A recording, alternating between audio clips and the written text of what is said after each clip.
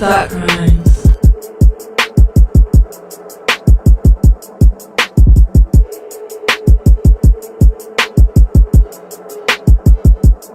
I said he pull crime, can't compete with your crime, sleeping on the floor, crime, can't compete with your crime. Said he pull crime, can't compete with your crime, sleeping on the floor, crime, can't compete with your crime. Said he pull crime, can't compete with your crime, sleeping on the floor, crime, can't compete with your crime. Said he pull crime, can't compete with your crime, sleeping on the floor, crime, can't compete with your crime. Hey, my nigga, I ain't hating, and my nigga, I ain't lazy, but I know everything that they got come from straight. So why you tryna give me occupation? My nigga, I ain't hating, nah, and my nigga, I ain't lazy, but I know hoagies and some cold-blooded killers, rapists and thieves, so why should I be patient? I said he pull crime, can't compete with your crime, sleeping on the floor, crime, can't compete with your crime. Said he pull crime, can't compete with your crime, sleeping on the floor, crime, can't compete with your crime. Said he pull crime, can't compete with your crime, sleeping on the floor, crime, can't compete with your crime. Said he pull crime, can't compete with your crime, sleeping on the floor, crime, can't compete with your crime. Hey, my nigga, I ain't hating, and my nigga, I ain't lazy, but I know everything that they got come from straight. So why you tryna give me occupation? My nigga, I ain't hating, nah, and my nigga, I ain't lazy, but I know hoagies and some cold-blooded killers, rapists and thieves, so why should I be patient? I feel like Babylon and Generation B8 with clear sense, uncommon, can you see straight? Freeze frames by the block in the deep state, deep fake DNA. I'm mobbing with the think tank. On the block with the guards where the beats done. What makes it loud for a law? Get your beat stung. Freeze frame, make it hard for bombers roll through. That hating energy get barbecue beef bump. You work a third every day to get the shame. Yeah, we got just like the murderers and rapists that you claim and you climb. So we burn a little sage, then we raid in your spot. Get down and get your motherfucking ass down. What that motherfucker doing? Fuck me.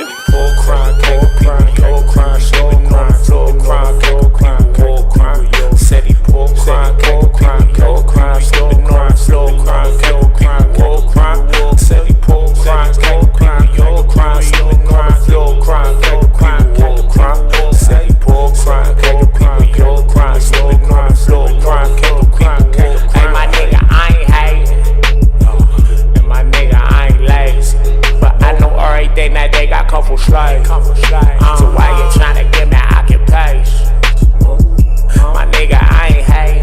hating, and my nigga,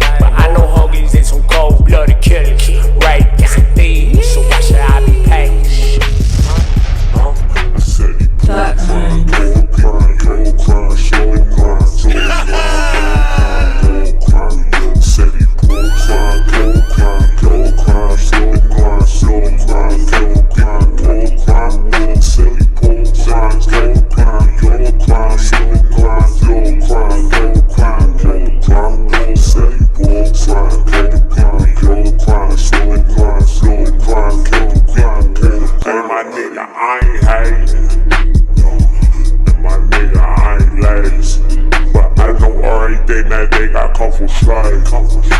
So why you tryna give me occupation? My nigga, I ain't hating, nah, and my nigga, I ain't lazy, but I know hoagies and some cold-blooded killers, rapists and thieves, so why should I be patient? Warning: the Federal Communications Commission has determined the following content to be emotionally harmful. Snowflakes should not view this content under any circumstances, even if supervised by a G.I. Joe, Navy SEALs, Army vet, or someone with good common sense. The views and opinions expressed, including the depictions of persons of color, corrupt politicians, white people with or without a tan, haters who have yet to brush their teeth typing angrily in the comment section with hot breath syndrome, do not reflect any official policy or position of the U.S. government. This program contains graphic language, dark comedy, unique intelligence, creativity, a high credit score, and high blood pressure when triggered. This program has also been accused of racism, violence, misogyny, mansogyny, feminism, MGTOWism, defacement of celebrities, and of course, being a bully. Welcome to Thought Crimes. I'll solve this cat, nigga.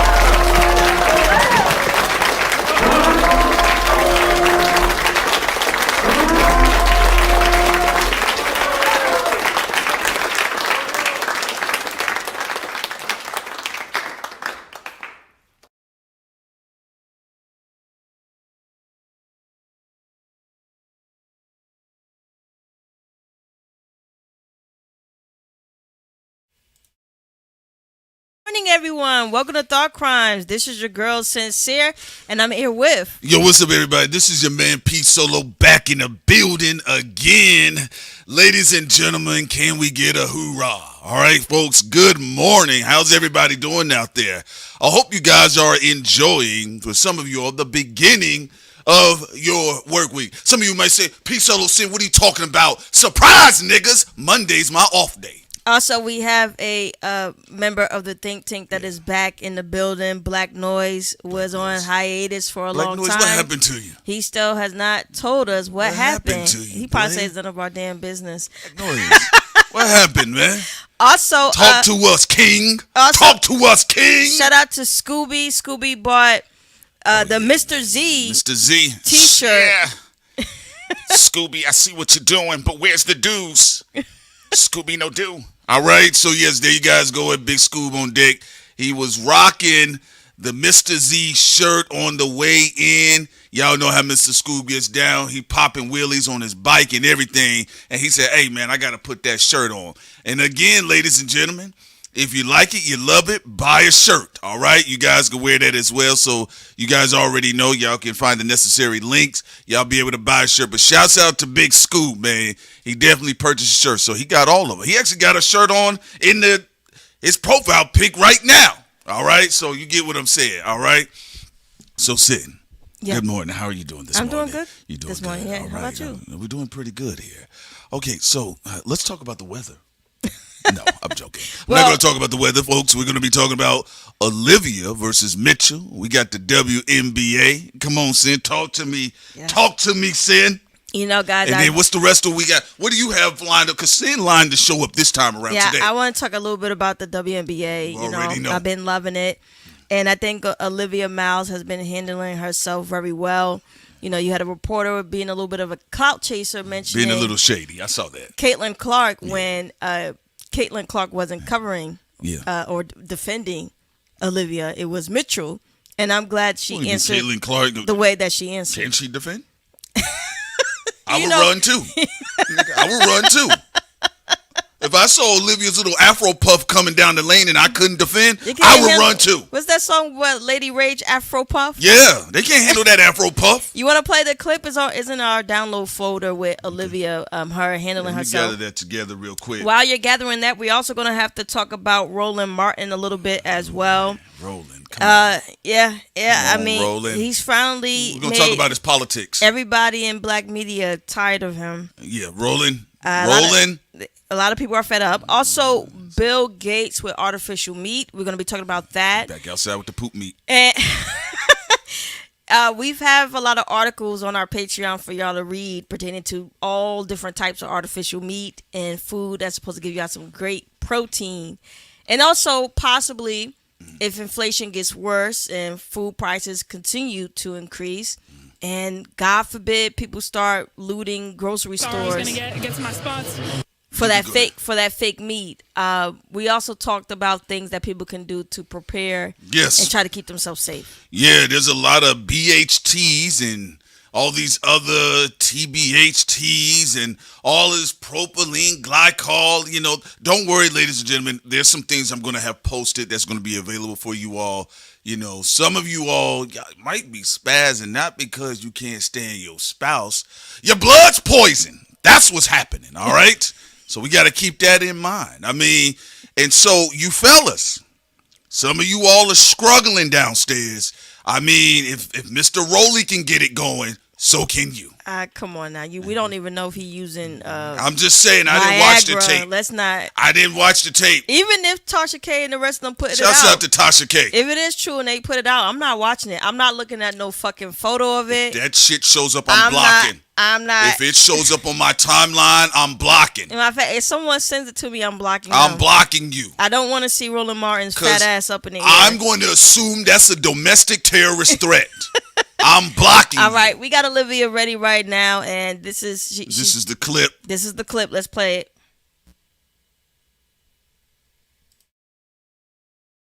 I was going to get to my spots. Trying to be aggressive for my team, and then it opens it up for our shooters on the outside. This is the first time we've seen you and Caitlin Clark go at each other, and I know it's not just about you, but what is this like for you as a competitor? It's so fun playing with great guards. Kelsey Mitchell's really the one that's killing us right now. I'm just kind of in awe watching her. Like, this is low-key my welcome to the W moment, just trying to guard her. But it's so fun, We have respect for each other, so it's fun. Okay. This was supposed to be a walk and talk, but you're welcome. I just let you sit here and rest. Okay. Okay. Take care. Just to give her credit, first of all, Mitchell is just tearing it up on the Indiana Fever, by the way. And she was covering Olivia very hard. Olivia had to step it up to the second half of the when it came to being guarded by Mitchell. And as a rookie, yes, Olivia lived up to it. But it felt like from her perspective that this was one of the hardest times she was guarded in the WNBA. That's why she said like this was like a moment, a rookie moment for her, like to have somebody be able to guard her that well. Some people say, well, why don't Kelsey Mitchell do more assists? First of all, does she have to do everything? She's the leading scorer on the team, number one. Talk about it. She plays two-way very well. And that's what they have Caitlin Clark for, to be able to get buckets and to be able to assist other players, and she's really good at that. Let Kelsey Mitchell do her thing, which is playing two ways, and I think she is. She should be in the running for MVP along with Asia, of course, along with Olivia, and along with Paige. I think all of them should be in the running for MVP as well. And we have a super chat. All right, then. Shouts out to Show 305 time. It says, I'm a girls basketball team, high school, and travel ball coach. Well, I'm going to give you shouts out to you on that one. I mean, you came in here talking about, first of all, before I speak, I'm qualified. All right, shouts out to you. It says, with current and former WNBA players. And I love Olivia's response. I as well.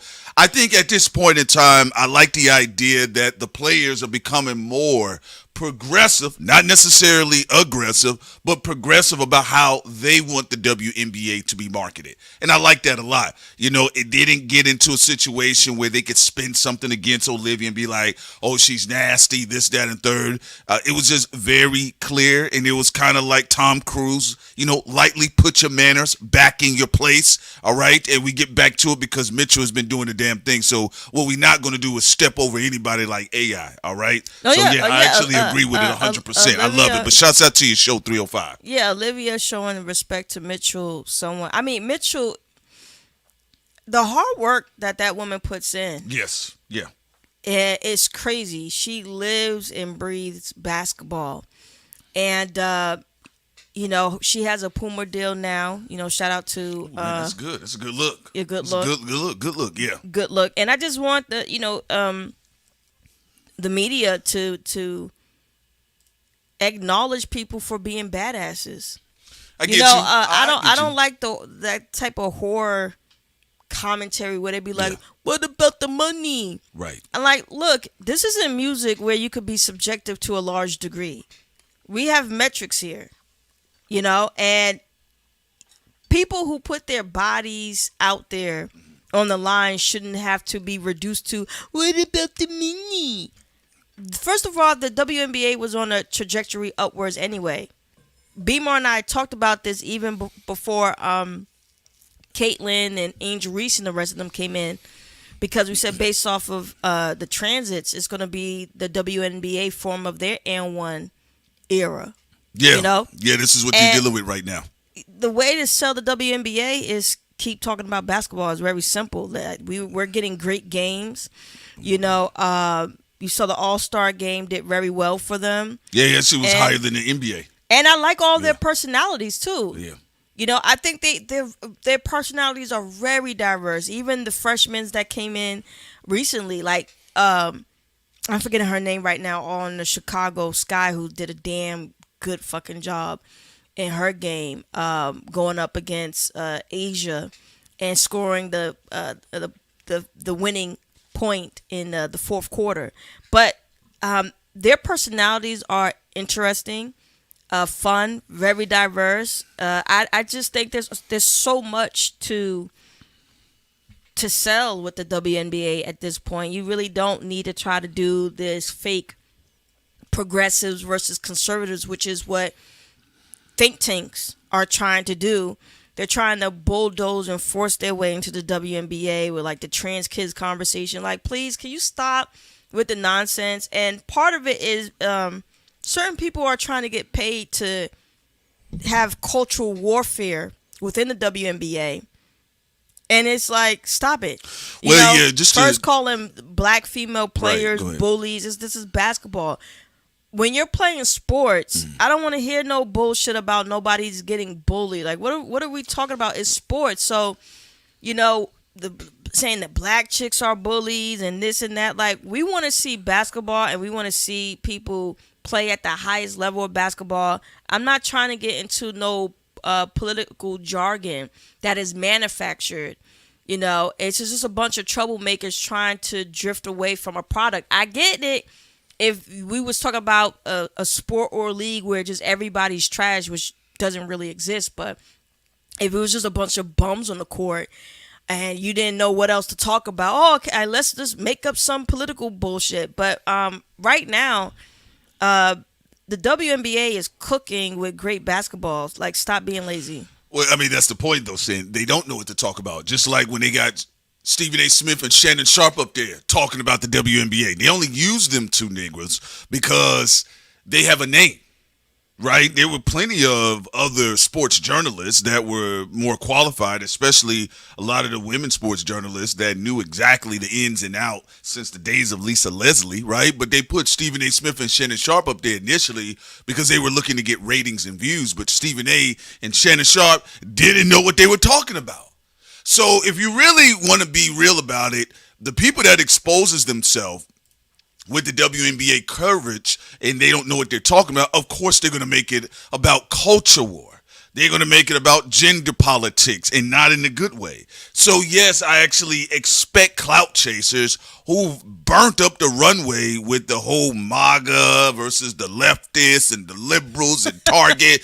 Y'all, they ate up that lane. So now here they homeless asses coming over to the WNBA, bumming around. Poor, spare me some check. Can I please get some cultural clout pennies, please? Please, let's talk about women in the WNBA. Let's talk about the bullies. Let's talk about the black girls being this, that, and that. So at a certain point, it's going to run dry. And like I always tell you guys, you don't have to do anything the media tells you. Nope. The media tells you to hate on Olivia Mouse. You ain't got to do that. The media tells you to burn Ranger Reese jerseys in the middle of the streets. You ain't got to tell you. I keep telling you guys over and over and over again, like Tim McGraw and Nelly, right? I keep telling y'all, you don't have to listen to the. Yeah, there you go. You don't have to listen to the mainstream corporate sponsored media and the mainstream corporate sponsored industry adjacent podcasters, whether it's sports and hip hop. You don't have to listen to them about who you like and don't like or what area you like and don't like. You don't have to listen. Y'all, you vote with your dollars, views, and attention. Also, to add and speak of industry, Roland Martin is a great way to segue into what you just said because he comes from the industry. Yes, he does. Deep. Wade in the waters. Wade in the waters, children. Wade in the water. Your thong is going to show someday. Now, Roland Martin is from the industry. Yes. And you see how he brings his chicken head antics from the industry into the independent scene? Man, come on. And this is the problem with industry people. We see them doing it in hip hop, dragging everybody into their drama. We see it sports people talk about what about the money. We see it in politics with industry people coming in. And Roland Martin is just like a lot of the hip hop people from the mainstreams who coming into the independent scene, who look down on the independent scene. When people said withhold the rope, he called them stupid. Where's your education?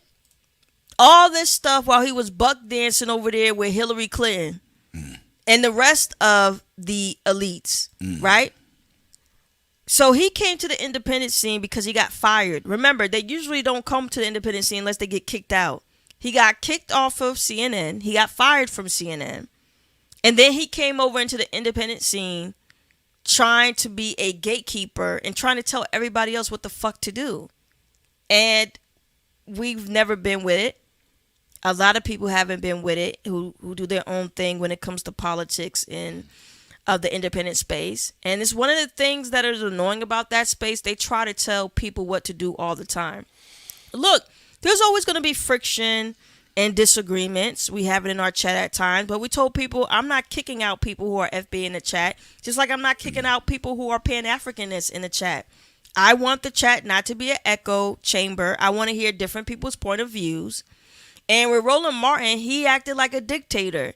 Anytime somebody had a valid point, whether it's FBA or ADOS or just anybody who thought differently from him, he will always go into a bitch fest. Even if it's a conservative who have a different point of view or somebody who's more progressive than him had a different point of view.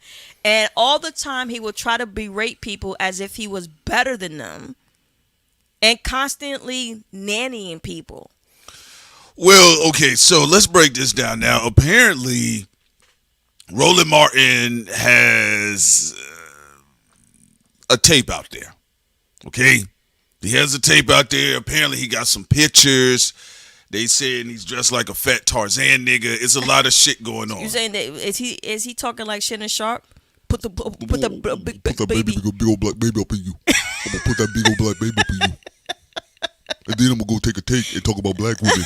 Because black women, y'all need to stop it. Y'all gonna always be single. But I'm gonna skip to the skinny white girl. But put the big old black baby up in you. So, all right, to Sin's point, this is where we're going to be spitting on this. My honest take about Roland Martin, because a lot of people think, oh, you guys are just talking about people in hip-hop. No, not necessarily. Media in general, especially corporate network media. You're talking about network. And again, check out a film called Network. It's a classic movie. It's possibly one of my favorite films, Network. Okay, it's an old school movie. All right, a lot of the old school movies were the truth. So, after a while, if I don't want to see any Pentagon approved messages, I actually go check out a lot of the older movies. And that's before 2001. So with that being the case, Roland Martin is an interesting specimen here. Now, do I think Roland Martin has delivered some interesting and highlightable talking points concerning the structure of politics? Yes, I do think he's very much so qualified in that. So I want to kind of get the good out the way before we get into some of the dustier shenanigans. No, you're right. I should have started with the good first before I cooked him. We just kind of reversing roles here. Right. Usually I start off with the fucked up shit. Yeah, and usually I start off with the good. We traded places here today, okay? Well, y'all had continue to start off with the good. So around this time, you kind of started to see where things were starting to take place in politics. And remember, it starts with blacks first in everything, every sense of the word. Then eventually some of the whites get hit, or a lot of the whites get hit, or some of the slower whites are like, why are we getting hit? Well, one of the things I noticed at the time is that when Roland Martin, for the most part, was largely excommunicated from network news and cable organizations. I think they got rid of him because they claimed he had a homophobic comment. They usually fire people for nothing. Right. You saw what happened also with Mark Lamont Hill because he defended the people of Palestine, the people of Gaza. Before it became in chic. Before it became popular, yeah. Yeah, him, that was the eviction of the Roland Martin Lupe Fiasco train when he was kicking all them niggas off the train, right? So, Roland Martin was unceremoniously booted from that space. Tweeted and booted, yeah. Man, I guess this is just going to be one of them mornings. So right? he was tooted and booted. You're right, Sid. That was funny. That was funny. Into the independent space, yeah. Yeah, and so I didn't really mind anything because I also saw around that same time Michael Steele, who was head at the time of the RNC, you know, he was kind of excommunicated from the organization in itself, and he said there are a lot of racists that are being active in corporate boards of American news networks, and they are getting rid of people, moving people around. You saw it happen with T.J. Holmes. In comes Don Lemon. The rumors were that Don Lemon originally wanted to work for Fox because Fox was the bigger draw. They had Big Bank O'Reilly over there. And he did. People forget that Bill O'Reilly was a major influence on Charlemagne. Yes. Academics at one time said he really admired Bill. No spin Bill zone. Yes. Don Lemon was Yes. a huge fan of Bill O'Reilly. Yeah. And Bill O'Reilly, despite his racism, he seemed to have a lot of black fans. I don't know why. There's a lot of people who are really good at broadcasting that aren't anti-black, but he had a sizable black fan base as well. Big-headed Irishman. But one of the things that he also had the hip-hop scene come in because of famous parts like Cameron saying, you mad? Right. He had a conversation. Yeah, when Cameron and Dame Dash. Then he also had a conversation with Lupe Fiasco. Yeah, he had a couple people over there. Yeah, and then he would have his routine debates with Mark Lamont Hill. For a lot of people, that was the first time they saw Mark Lamont Hill. Yes, that's true as well. Yes. All right. So, you know, Mark Lamont Hill, all you had to play was walk a leprechaun down. All right. So that's what was going on there. So with that being the case, that was the last, I could argue, powerful era of network broadcasting. Mm-hmm. Okay. From what you saw with Sin is breaking down with Bill O'Reilly, to even on the back end with Rush Limbaugh, what he was doing at the time. Pill Popper. Yeah, Pill Popper Rush. There you go, Robo Ear. All right. And then you had with CNN, you had all the different political pundits such as Roland Martin around that time. All right. Now, I'm going to be honest with you all. Why with the lavender suit? He looked like he worked for BET. You know, BT back in the day. Hey, this is Roland Martin, and we're here at BET. Welcome to my show where we talk about politics. Hey, y'all, catch me on TV One. Oh, Prince. He's going to be there at the Essence Fest. Gotta get some of that funk. Go ahead, Prince. What you was about to say? You know. Also, sorry, Woke One. Be careful with the chat. Just let everybody know we're not deleting the comments. But Google do be they be monitoring the chat and people's comments. Sometimes they do delete people's comments without our permission. Grok is in the chat. All right.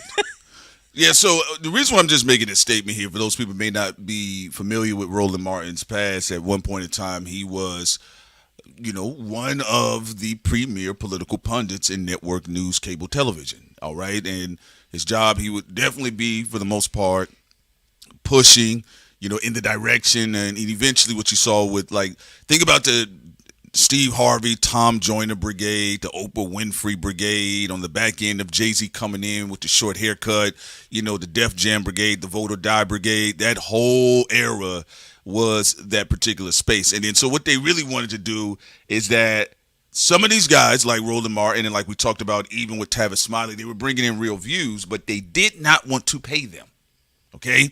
So Roland Martin, like Sin stated, he said some things that he did not have the complexion for that to be protected, and he was not able to come back. All right? He wasn't able to come back and rebrand himself like Bill Maher. He tried. Yeah. He did the chicken dance for Hillary Clinton, and he still didn't get back into network television. Backing that thing up. He did the BBL dance. Back it up like a U-Haul truck. And it still didn't get him back on network television.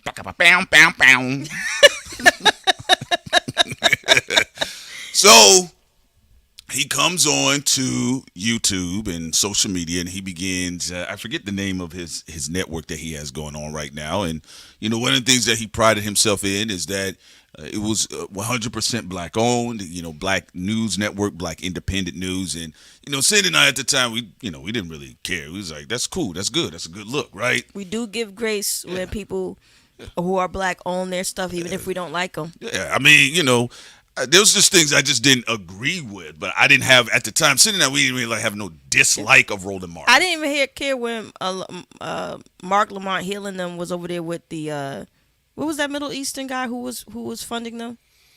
The only thing about Mark Lamont Hill, the Black Channel? Yeah, it's just that his makeup was always fucked up over there. Yeah, I was like, that was a crazy thing with Mark Lamont Hill. Yeah, I was like, that makeup was crazy. That's how you could tell the people who were funding it wasn't black, because they always had the black people makeup fucked up. Bro, who they had doing your makeup? Kim Kardashian niggas? It's like, I don't know if it was shit look like Charlemagne. What the fuck are you doing? I don't know. It was nigga? like a billionaire from Iraq. Yeah. I can't remember, like someone from somewhere, that part of the world, but their makeup was fucked up. He said Al Jazeera. Yeah.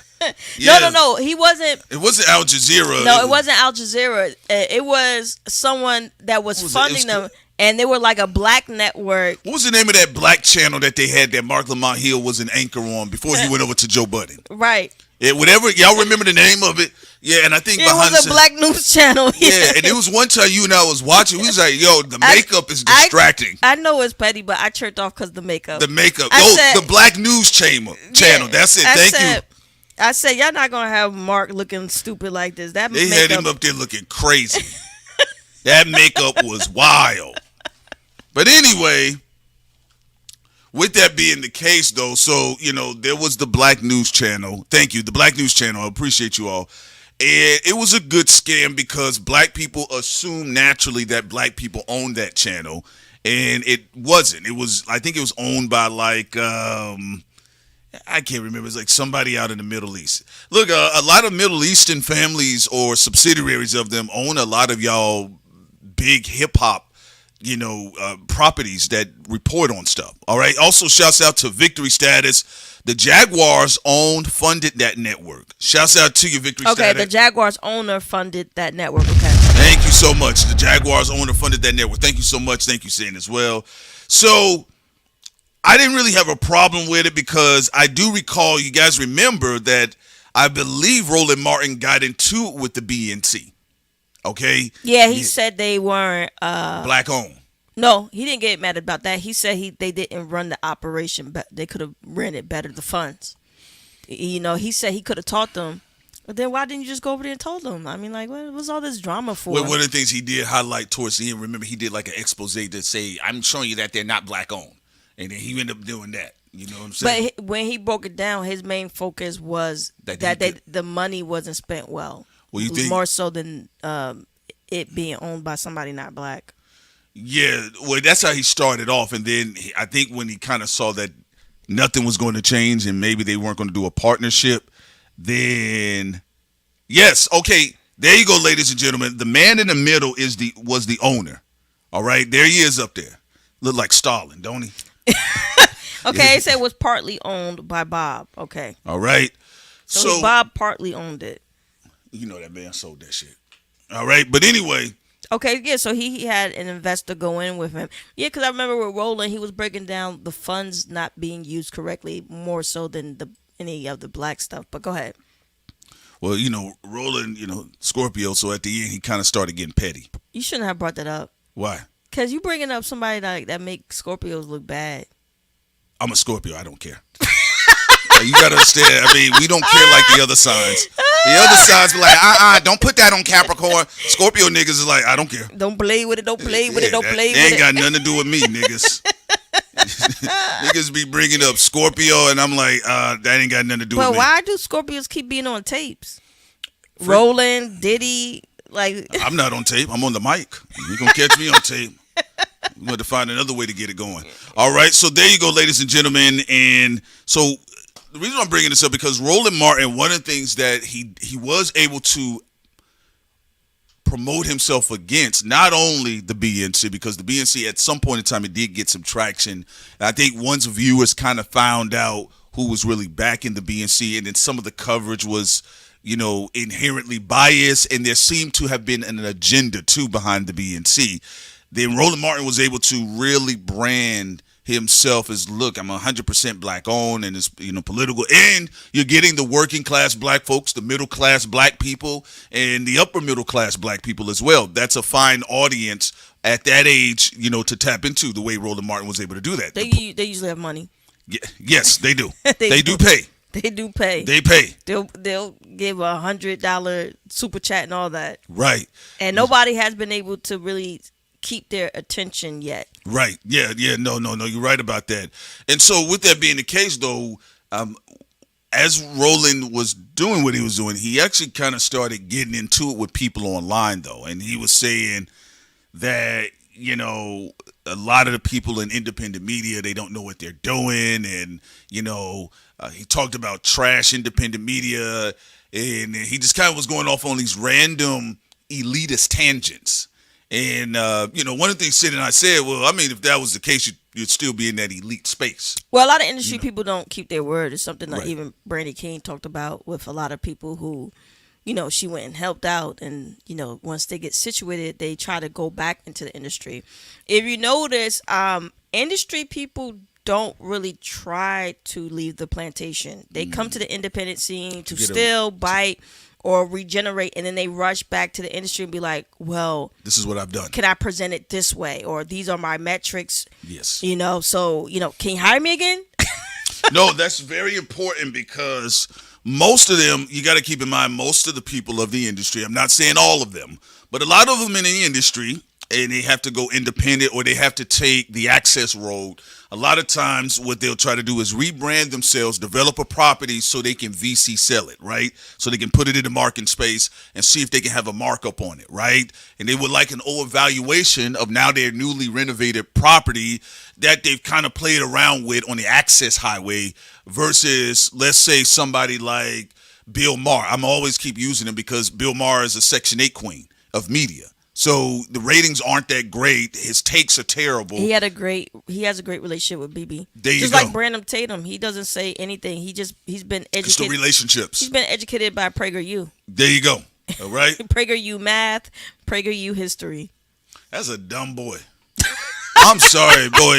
It just looked like Brandon I know it's Tatum. fucked up, but I just think about meat and potatoes when I see his face. Yeah, Brandon Tatum just looks slow to me. It's just, that's a cross-eyed nigga, and that's a black caveman. I ain't never seen somebody that just looked that dopey and slow. But anyway, with that being the case, then,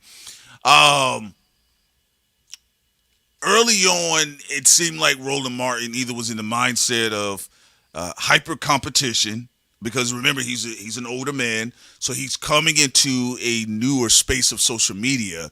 And I think, and I've seen, Sid and I, we've seen this happen with a lot of people that come out of network spaces. They don't know how to adjust without trying to create unnecessary conflict. You saw with Fat Joe. He Yeah. said, we the industry part, not the basement part of the internet. First of all, fat ass, many of y'all get your ideas from independent creators. I mean, I could go into it, even how the Jada and Fat Joe show came about. Yes. Stop it. Y'all hear people say great ideas online, then you go run with it, which is fine when it's something pertaining to y'all. But still, that is the type of mindset they do come with.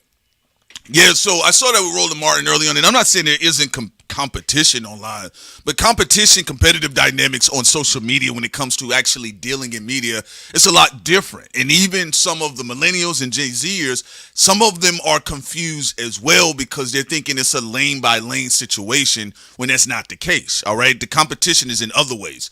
But so for Roland Martin, he came out, and at the time he was just kind of like, well, I'm Mr. Professional.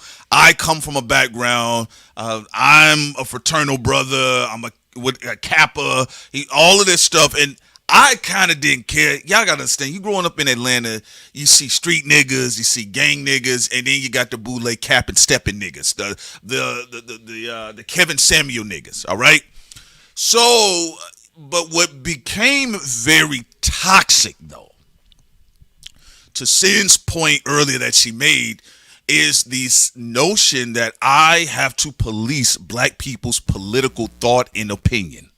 And that's where Roland Martin was actually getting on a lot of people's nerves online, particularly black folks, especially when black men and black women were trying to have open dialogue and open source dialogue concerning, even as of recently, with Kamala Harris.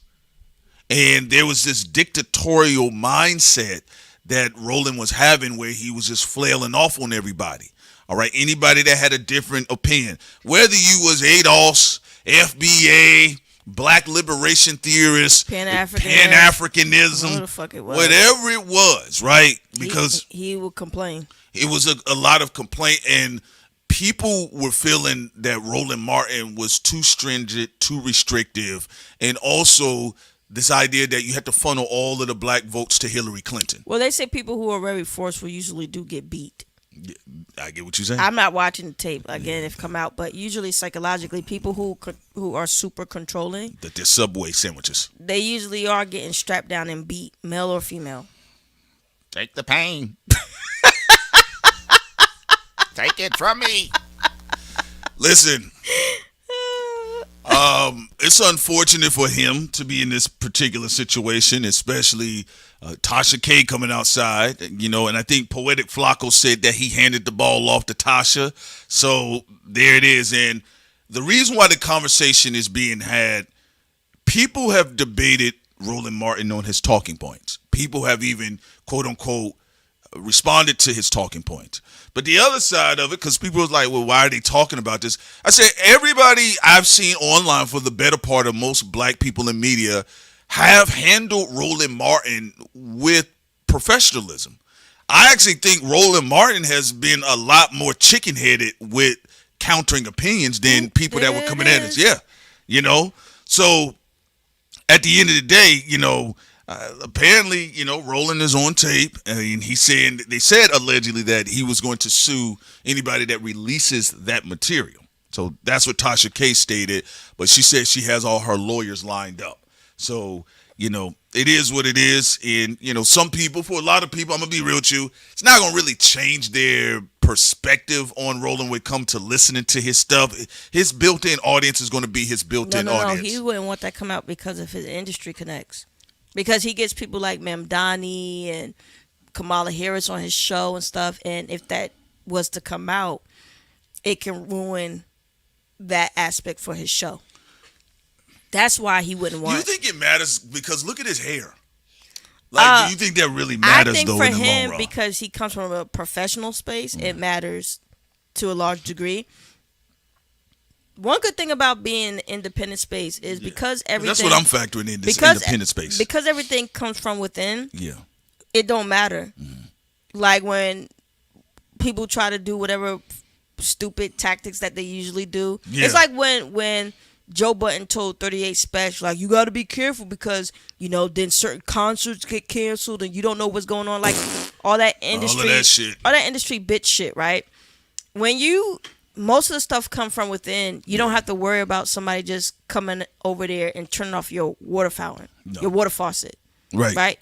So with Roland, even though he has an independent platform, he still has those connections that he weaves into it that he wants to maintain. And that's the thing that a lot... Incredible, you're funny. A lot... And that's the thing that a lot of these industry people want to maintain. Even in hip-hop, they want to keep their relationships with UMG while being in the independent scene. They want to keep their relationships with these different studios and stuff like that. Right. So for them, getting in trouble, whether it's a porn tape or photos or whatever... you should look at what happened with Shannon Sharp. He was trying to have his own independent show while also being on ESPN. Yeah, you had that opportunity. Yeah, no, and that's the thing about it. Now, I'm gonna tell y'all something real quick about Roland Martin. Okay, the hood Haitian. All right, let me tell you why. Do not underestimate the level of corporate sharkiness that still exists within Roland Martin. If anything, I think Roland Martin's going to look to get more views out of this. I've grown up watching Roland Martin, and I've seen where people like him, whether it be him, Harris Faulkner. I mean, we're talking about the old school broadcasters. The number one thing they vie for is views. Well, but here's the thing though. Before 2028 comes, both sides are trying to get rid of certain things. There is a conservative think tanks that want Roland Martin gone. They do want him out of here, though. Because he will push for Kamala Harris, who is trying to have her come back and start her campaign before 2028. So, and I don't care. I'm just speaking of. No, yeah, we're just sharing our commentary. I don't even like Roland Martin, so I don't care. No. Whatever. Indifferent. But, yeah, I'm indifferent. But conservative think tanks would want his big bird ass out the way because he is for the Democrats all the way. And he would be for Kamala Harris or some other mainstream corporate Democrat. Because he represents the old black vote. Right. I got to understand the consistent Democrat black churchy vote. There are already certain conservative think tanks that see the value in knocking him off. Independent media platforms that don't come from that space that Roland Martin comes from. They may tap them and support them and be like, let's get rid of this big bitch. And he made it easy for that to happen too, by the way, by being condescending, being a jerk to everybody. Being very dislikable. So, I mean, there's certain people where if you're a hitman or hit woman, some people are like, I'll do the job for free. No, it's not. Some people be like, yeah, I would actually, I love to get paid for this and take Roland Martin out. So, yeah, I think this last go run with Roland Martin, I actually seen him put a bad taste in his particular core demographic. From when I think what he called the guy on Twitter, he called him like a punk or something like that, and then the guy confronted him, and then Roland Martin, he hid behind all those black women that had on them African garbs. That was a bad look. Then Roland Martin, when self-dignified black men approached him respectfully, he going off about them the way Tiffany Cross did. Actually, that Roland Martin, Tiffany Cross, Angela Rye class, danger Will Robertson. Oh yeah, danger Will Robertson. This is something that Charlamagne also trying to hide his spanking on this type of stuff, because he was a part of that shit too. Like even with Angela Rye and them, yes, Charlamagne, Roland Martin, they always was dissing black men and women, but in particularly black men. They were always dissing black men. All the time, 24/7, nonstop. Even to the point where they used to lie on black men about their voting habits or doing this and that. We saw it with Clyburn. Oh, yeah. So it's an obsession at this point. Well, it's Charlamagne did the smart thing. He's trying to pivot a little bit away from that, even though he was a part of it for a long time as well. Even Andrew Schultz being a white man, he was completely okay with Andrew Schultz being for Trump and all this other stuff. Didn't castigate him at all. But he did hunt down black men and women who were pro-Trump, like what we saw, or even just trying to make money under the Trump administration, like we saw with Michelle Crissette Michelle. And so you do have a lot of people in media who are headhunters, and their job is to, exploit black people, make fun of black people, even though they're not funny, and cause all this confusion and drama and chaos. Yeah, their job is always, even through these black faces and black outfits, is always to reduce black people to the dopey, shiftless Negro. That's an old plight. And if you pay attention to a lot of corporate DNCers who happen to be black, one of the things they normally say through all of the outfits, whether they're black men or black women, they always tell black people, oh, you don't know what you're talking about, or you don't understand politics. Right. Stacey Abrams was the only Boule person who did not scapegoat black men, and also said, yes, it is true that the DNC don't want black politics to be talked about. I understand she's Boule and all that, but allegedly, but credit due. Credit given that she, unlike the rest of them, she didn't come out here lying. She said that there is an agenda. And then also, black Americans have been talking about withholding the vote for about 30 years now. Yeah, with the Democrat Party, even going back to even before Malcolm X. Yeah, absolutely. Actually, more than 30 years. Well, yeah, with Malcolm X, you would be talking about 40 plus years. Yeah, 40 plus years, because with Malcolm X, he talked about withholding the vote.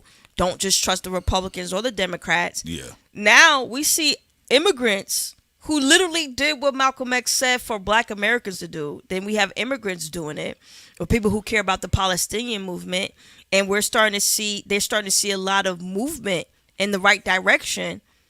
That could have easily also been the Black community, but guess what? Boule people like Roland Martin came out there swinging and lying, talking about you're stupid if you sit on the couch. If you sit on the couch, you're voting for Trump. No, meanwhile, that's not how it works. All of the Boule people have the same mindset, including the crackers who own them, like Joe Biden. Y'all saw when Joe Biden was in front of Charlemagne's face, he said, if you don't vote for me, you're not Black. We saw when the Breakfast Club had Hillary Clinton on their show, she was talking about hot sauce and shit. Nothing important. And not to say that the conservative platforms are any better. You see the dweeb Brandon Tatum or whatever whatever the fuck his name is.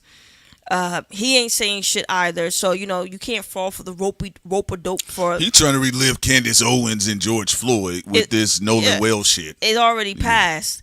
So there's a rope a dope from both the Republicans and the Democrat side. Yes. And Black people are in an interesting position right now where they're trying to navigate the political sector with both these parties. Well, again, a house divided shall fall. In my honest opinion, I think Roland Martin does way too much public infighting with Black people. And again, during the election time, I know what I witnessed, and we witnessed the same thing in 2024. And we actually covered it. You can check on our channel. We charted everything for the most part. It was a very disgusting, out of touch formula. In my honest opinion, when Clyburn talks about Black people cost the election, I say, I'm sorry, Clyburn. Coward. I know you was old enough to see Hattie McDaniel when she was a little girl, but this is a new day, all right? And one thing that I do notice typically with overly conservative thinking, not necessarily politically identified, but conservative thinking, Boule Blacks, because we got some raw ones out in the streets. They throwing money at different things, this, that, and the third, but they typically have the same mindset as a lot of white racists. And the mindset is, how dare you be a dignified Black person and weigh out your choices? You don't have a choice. You're supposed to just work for us. I think also industry people do resent being Black. I actually agree. Yeah, me and you, we talked about this behind the scenes. Person I was talking about, even like when people think they could tell us what to do or who can like our content. Anybody around the world can like thought crimes, even though we, of course, going to talk from a Black American perspective. But you have a lot of hip hop platforms from the industry that are backed by Zionists, that are literally plugged into people like Lucian Grange and people like Jimmy Iovine and so on and so forth. So it's like, I think independent media shouldn't allow industry people to dictate what they do as a platform. Because a lot of them are major hypocrites themselves. They'll be telling you pro-Black something 1 minute while groveling at a Zionist the next second.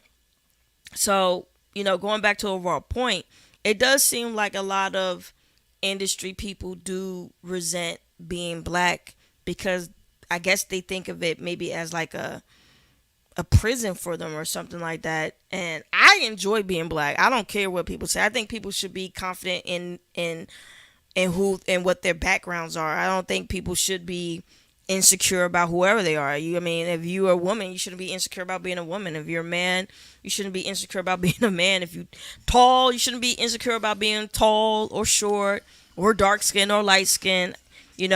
Anytime you come from a standpoint of being insecure with who you are and how you look and all those type of things and where you come from, you can always be turned into a Trojan horse against your community and whatever community you come from. It could be being Black, it could be being American, it could be being whatever. If you in France right now listen to this, or Iraq or Mexico or whatever, anytime somebody has deep-rooted insecurities about themselves you will always be made to be a Trojan horse. Look at Mark Rubio for the Cuban community. Here he is supposed to be from a Cuban bloodline, and he's trying to talking about build the wall. He's trying to destroy Cubans, Cuba, and he cares more about Israel than Cuba. Bro, what the fuck are you talking about? Israeli citizens and stuff like that. If you wouldn't care about any foreign nation, then you would think it would be, Cuba. But for him, is Israel. He hates Cuba. He hate everything about Cuba. He hate the jazz. He hate the sunny weather.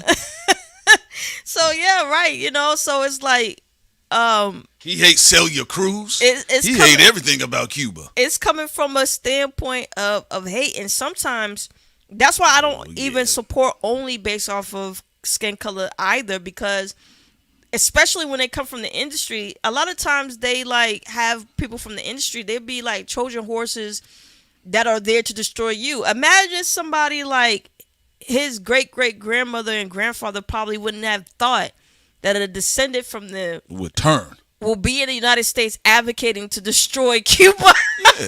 If they knew that, they said, man, I would have been on birth control. Man, I didn't know you were going to cut up like that. I mean, that's crazy. Yeah, man. And Margaret Rubio, he's smaller than Spider-Man. And also, I'm not going to lie, I am laughing right now with Alan Dershowitz as well. This is a guy. What's going on with Alan Dershowitz? What's he doing? He was in the Epstein files. Disgusting man, by the way. Dershowitz brothers. We talked about him in 2015 in the Epstein connection. Y'all can watch our documentary on our Patreon on that. But he was calling Jews from New York sellouts for voting for Mandani. Yeah. And he was like going off. You know, snot was coming from his nose. He's very upset. He's still alive. Yeah, he's still alive. Man, I mean, if you want to, we can play the... Well, no, I don't know if we're going to play the clip because it is... what's his name show? What's the Irish guy from the UK? Oh, Piers Morgan. Yeah. Yeah, Yeah. I mean, but I understand. I also don't want to see Alan snot. Though. We'll have the audio on the Patreon for y'all to check it out. Absolutely. He was really crying. It was making me laugh. I was buzzing out like, and he said, "Until you sell out Jews, I can't stand them. They hate being Jewish, and they voted for Mamdani." I'm like, bro, you got kids being blown up in Gaza. You talking about? Well, he got all them children paintings in the mansion too, so that's what he got to watch out about. Like, yes, he was hanging around Jeffrey Epstein, a notorious Go pedo. look at Dershowitz art collection. And go trafficker. online. Yeah, look on Alan Dershowitz art collection. Disgusting. It's very disgusting. And all of these feeble-minded. If y'all notice, it's not just hip hop. I know people keep when you hear industry, some people like, oh, just rap. No. Industry is suffering everywhere. All of the major industries in entertainment, media, and broadcasting is suffering.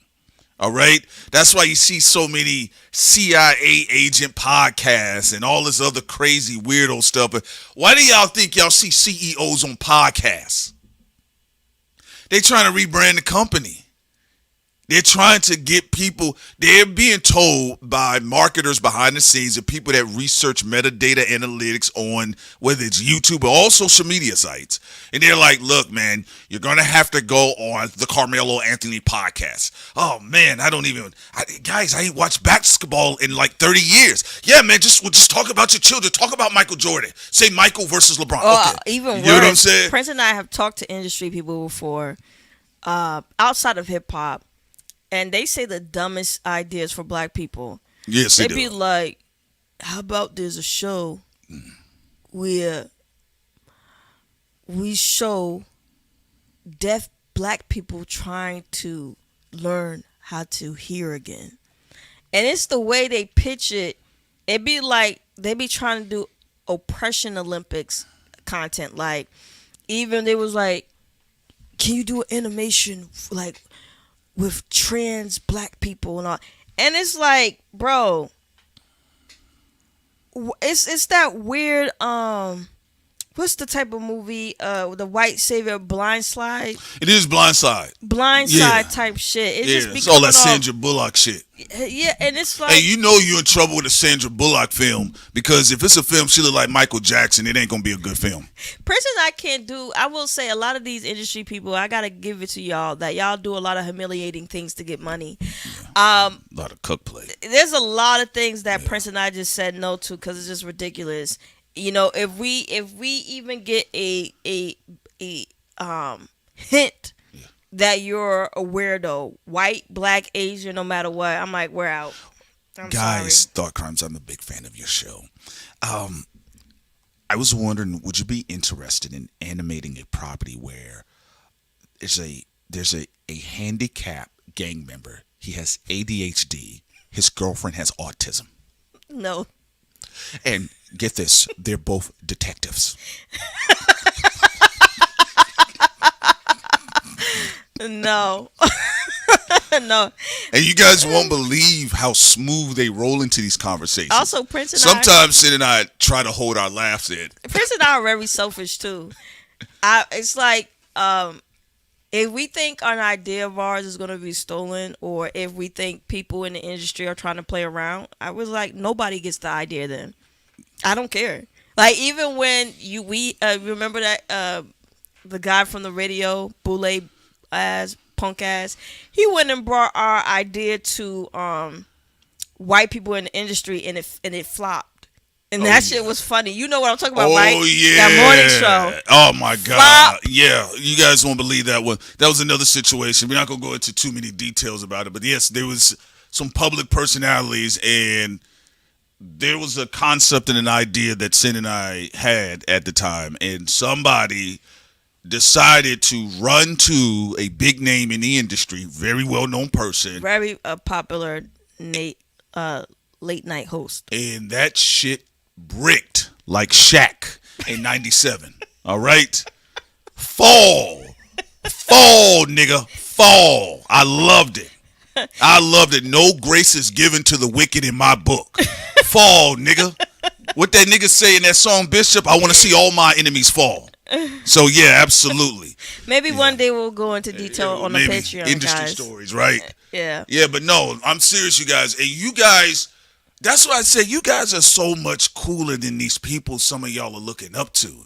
You won't believe how lame the conversation shift to lameness. And then at that point in time, Sid and I usually was like, we gotta go. We appreciate it. Nice talking to you. You have a nice day. Say hello to the wife. You gotta go. All right. Oh, also, I'm glad that Prince and I have taken our time with everything. I don't care how things operate, because one person was Rand Jones, not in the situation that we've been talking about so far, but he really enjoyed our animations. Even gave us his business card, but things didn't go forward. We didn't try to follow up with it, because it's something about Van Jones was like, I don't know. He'd be crying all the time online and stuff. And then imagine that. And then Lord and behold, he's a big time Zionist, you know? Well, I don't feel like seeing my logo at the bottom of the screen and you up there talking about dead Gaza baby jokes. I don't got time for that. You know, so yeah, absolutely. But some of the stuff that you guys were crying about, remember when he was you guys wouldn't believe it. He was on CNN when he was crying. And he said, if my Jewish grandmother, I'm like, yo, and the Jewish guy was like, yo, calm down. Man. Van Jones. Oh. That's crazy, because you know what, the first time I really found out about Van Jones, when he was like trying to do his own Def Jam thing, and he was like, yeah, so when black people go to school, we just go to school. When white kids go to school, they shoot it up. Crickets. And I was like, all right, whatever. You know, I get what you're trying to say, but whatever. But yeah, absolutely. I know a lot of them, I get it because of the type of people they are that get approved versus other folks who happen to be black as well. Because they say yes. There you go. Absolutely. You know, so again, like I stated with the Roland Martin situation, you know, Roland Martin has been cutting up for a moment. And honestly, this is usually karma. And I don't think the way Roland Martin, he's an old bird, he ain't changing. If anything, he gonna probably double down and try to eat off the views and be stubborn and move on forward. That's why also, just to let people know. So I mean, at the end of the day, I mean, it's a funny story because it's Roland Martin, but I don't really care in the long run. Now I will say this too, because we're gonna go into the next subject because this is all about industry stuff. But that's why we also moving on from 2024. I don't care about. You talking about the election? That's the only thing. That was the biggest thing in 2024. The election. It was the biggest thing. But like the hip hop beef and how like. Oh, they trying to kill each other. It's still stuck between Drake and Kendrick. I don't care about none of the YouTubers that are stuck there or none of that or people's beefs. I do not care. We do not care. We are moving on. I'm not getting caught up in no psyop. Prince is not getting caught up in no psyop. And also, when we took a step back even last year and looked at it, we was like, this shit is dumb. Yeah, it is. I mean, Lucien Grange, UMG, Zionists and all that, this shit is done. I'm moving on. Because you see people are still stuck there. So, well, and I personally feel, Prince and I, we talked about it. We personally feel that it is the conversations are boring. It's really psyop. It is some IDF shit. All these black people trapped. And then also they all trapped in this damn 2024 shit. It is some IDF shit. And then YouTubers like fight all day about it. Nothing else. Bro, ain't nothing going on in America. Nothing else. What more can I say? Then here come Jay-Z. I do this all for you. God, this nigga about to pour gasoline on it. A dying fire.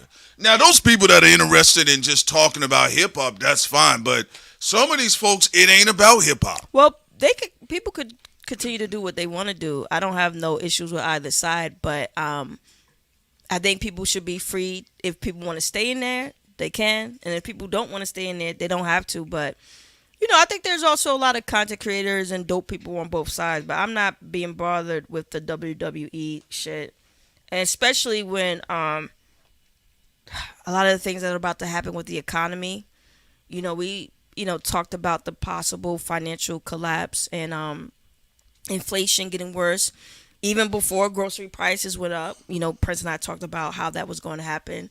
And I think people right now should prepare for things that are really important in their life. They should be able to understand what is entertainment and what is really serious for your personal life. Well, also, I think, look, I'm going to be real with you, say. This is what I believe, right?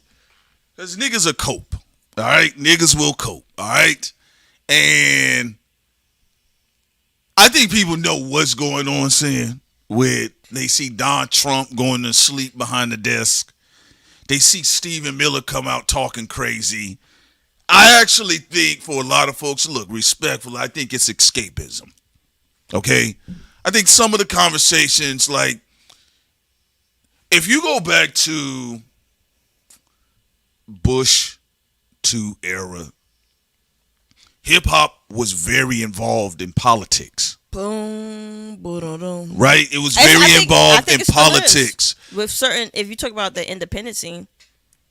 No, let's move this all the way up. We got, because you want to go back to the mainstream scene? We're going to the mainstream because that's what we just talked about with the 2024 shit, right?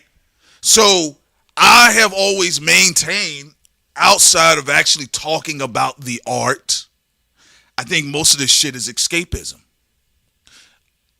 Kendrick Lamar is not Donald Trump. Drake is not Donald Trump, no matter how many times niggas try poor manifestation to make that the case because they feel comfortable with it. Hey, listen, it's a terrible thing. It's a terrible sight to deal with them witches in them black robes at the Supreme Court. And they talking about taking away people's rights. That's real power right there. You can call Future dumb all day, talking about he fell off and the issues with Drake and all this other stuff. It's still the Supreme Court that are the Grand Dragons. That's my point about it. So I don't care what the hell people talk about, but at times some people, they get like a little bit nitpicky, sassy, they get bitchy sometimes on the back end with us. And I'm telling you real quick, like Sin stated before many times on Patreon, I think at this point in time, that's coping mechanism because people don't really want to have to acknowledge the ugly of not only what's going on in the executive branch, the judicial branch, the legislative branch, right? But they also got to keep in mind, like Sin is bringing up here, with the idea of resources, having to fight for resources that you have normally seen abundant throughout your life. Yeah, hip-hop, the industry people are fighting for resources with independent people. I'm like, is there no money there? No. I mean, that whole time y'all was in the industry, y'all didn't make no money? Like, what the hell is going on? And then also, on the flip side, though, I appreciate all y'all because we do get a lot of love too. So I mean, I love a lot of people. Period. And to be fair, there are some industry people who are pro Kendrick and pro Drake and Cole, whatever, who show us a lot of love too. So I don't want all the negative stuff to overlook the positive. There are a lot of people who show us a lot of love on X. They be super pro Kendrick, super pro Drake, super pro this, that. And that's one of the reasons why I'm like, we're getting out of this Matrix shit, because there's actually a lot of cool people on both sides. And I don't know Drake or Kendrick or any of these people personally to really give a fuck to be getting on the audience ass and all this other shit, like evicting people based off of fucking rappers. So I've been enjoying my time with all of y'all, and also making sure that mixing the entertainment that we're providing information that's very important. You know, even what's going on in Ukraine right now, which is crazy. You know, Laura Loomer over there kissing ass, and a lot of the progressives late to the party once again. You know, many people in independent media warned about the issue about the Ukraine, also about how black people were treated. The Young Turks was, you know, drinking the Kool-Aid, and now all of a sudden, you know, they're talking about being against what's going on with Ukraine and Israel. But here's the interesting part. I don't get on people for finally get on the right path. That's not my issue. Have you noticed, Prince, though? All the people who've been wrong for a very long time and keep being wrong, why are they the leaders of any type of movement? Like, why would I want people who've been wrong about Israel and Palestine to be the leader?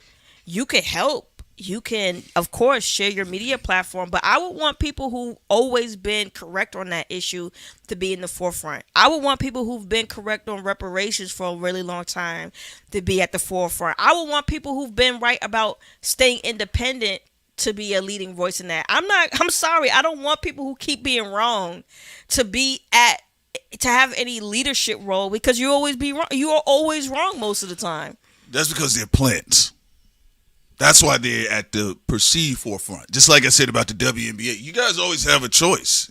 Again, energy goes wherever you put in the attention. You know, at the end of the day, with the PBD podcast and the offshoot of it, when he had Anna, and I can't remember the other two slow women that was there too. It was the fucking Three Stooges. But I can't remember who they were, but all I remember is that the views were trash. It flopped. And the reason why it sucked, you got $1 million set, and it sucks, okay?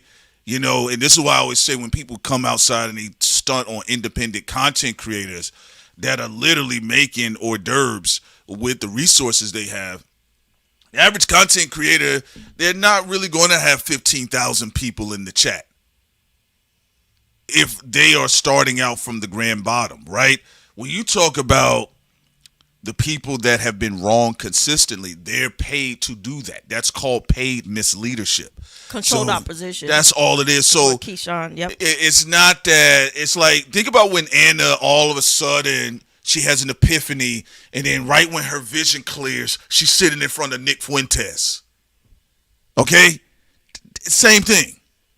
So these people they're bought and paid for, and through the corporate oligarchs, you know, whatever vestiges they have left in, at least in influence, they are using these people to try to be a directional compass for the confused. Because there's still a lot of people that are just genuinely confused. And their confusion could come by way of they're too busy. They're trying to take care of their families. They're trying to take care of their health. And then there's the other people, they're just typically kind of been addicted to like pseudo-political information or pseudo-science. I mean, and so a lot of people play off of that. They've been groomed even by mainstream. This is why us versus them is easy to do, even when we're talking about hip-hop, where people trying to say you're a good person or a bad person pertaining to the hip hop conversation or discourse with Drake and Kendrick. First of all, if we're being 100% honest, all industry people know bad people. So let's stop. And they all connect to the underworld. And they may have an agent who's a pedo. They may have a record label head who's a pedo. Like let's like stop acting brand new. And also Jackie said, I mean, Americans have been taught to prioritize comfort and stick their heads in the sand. And that is true, too. I mean, as an American culture, we have been all entertainment fused for an extremely Well, long it's the time. number one export. Yeah, You know, besides the weapons, but it's the number one export. It's the biggest thing we export. You know? that's something that I'm not gonna lie. I think when it comes to that, we're all guilty, 100%, because this is the capital of entertainment, and we've all been groomed for that. I mean, like, most people don't sit around and just watch C-SPAN. I mean, Prince and I do from time to time. Yeah. Don't get me wrong. I do like the stuff that people think is boring, because I do want to get accurate information and see what's going on. And I don't have to see folks there.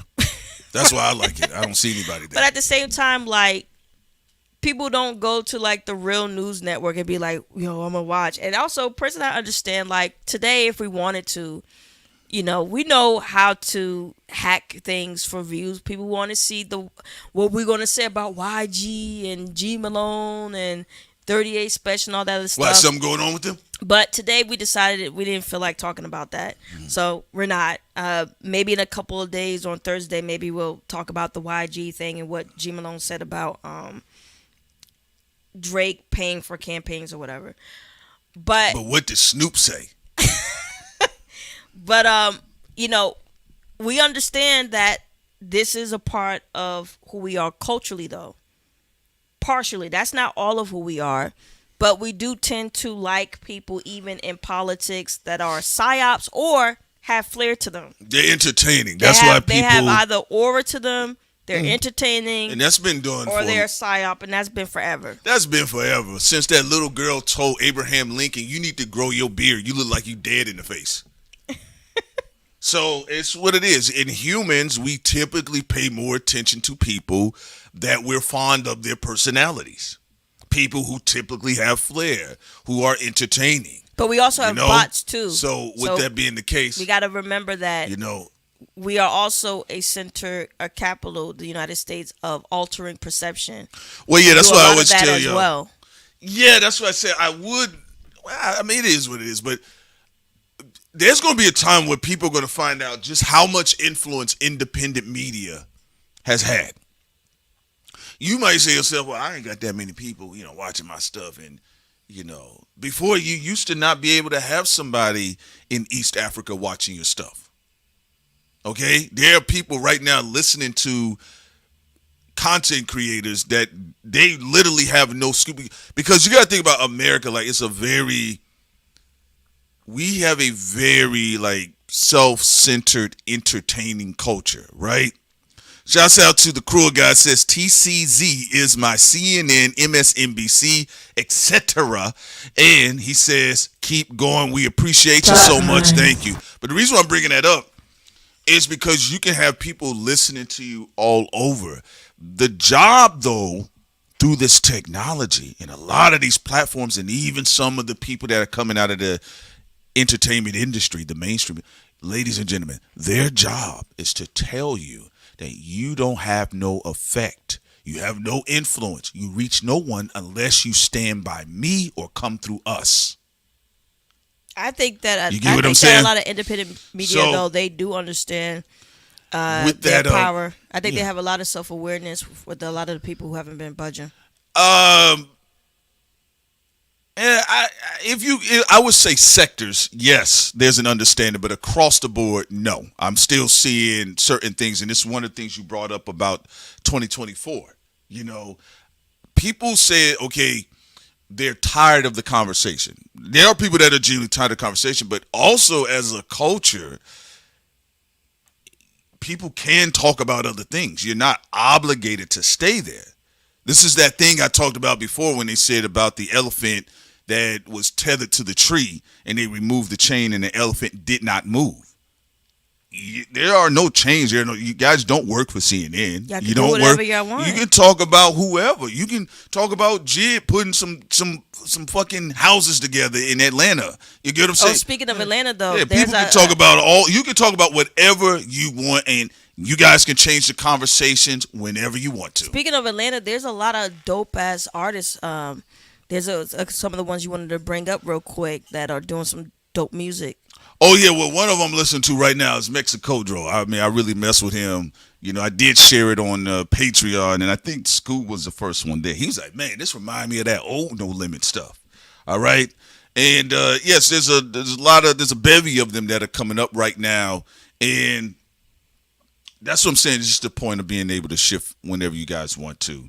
You know, where else you want to go with it? Sid? No, you was going to tell more about his art and his music and some other people from. Oh Atlanta yeah. He's been doing a lot of production, and his most recent joint, what was it called? To Go with Key Glock. You know, and I think him and Key Glock should do some more collaborations with each other. I really mess with the energy, and it's get up and go grind music. I mean, that's usually you're gonna get like the super soulful, conscious music out of the A.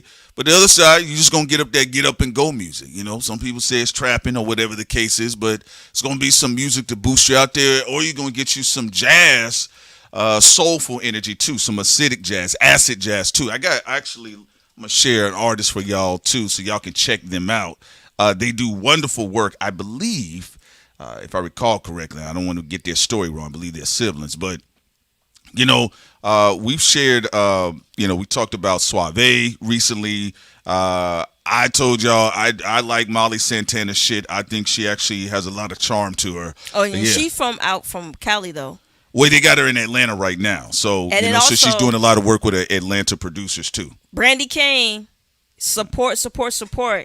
Brandy Kane is amazing as an artist. She's also on the boots on the ground, was pushing for reparations out there in Cali. Crenshaw, y'all pay y'all respect to Brandy Kane. But also what you saying about, I think the Atlanta scene is going to be fine. I think there's a lot of people I know they haven't seen it yet, but y'all going to see another explosion out there from Atlanta, another transformation. And you said you about to play these. Prince is looking for the video right now where he want to play these brothers who are out there in Atlanta. They have this acid jazz sound, very beautiful sound, by the way. And you just let me know when you're ready to put that out there, Prince. But also, I just want to say I really do appreciate y'all. I love the diversity also in the chat. People coming from different sectors and different philosophies and all that. You know, we love to hear y'all point of views on everything. We might do a live tonight on the Patreon, though, if people still want to hear our point of views on the YG thing and all that. It's up to Prince. We'll think about it. Maybe we'll do a Patreon live. I don't know, maybe around 7 o'clock or something like that, now that we have Crowdcast up and working the way that it is supposed to.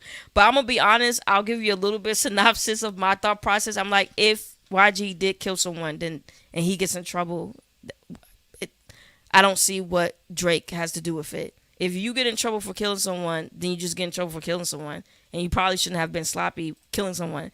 And if you didn't kill anybody, then you don't have anything to worry about. And people who are starting trouble for no reason, they'll get in trouble. I mean, so it's just really simple to me when it comes to that. You know, I'm like, if someone did something, then they just did it. As for the lawsuit, Drake Yo's family lawsuit with Live Nation, y'all know we've been reporting on Live Nation for a while now. We had Tommy Dorfman on our show. And Live Nation, a lot of their concerts have been unsafe. Tommy Dorfman talked about a lot of artists who've gotten injured with Live Nation, and Live Nation robbing a lot of artists blind, and Drake Yo being murdered, pertaining to the whole Live Nation situation. I mean, it's not surprising to us. Live Nation recently got sued from a family recently for their child being sexually assaulted. So, Live Nation has been getting a bad rap.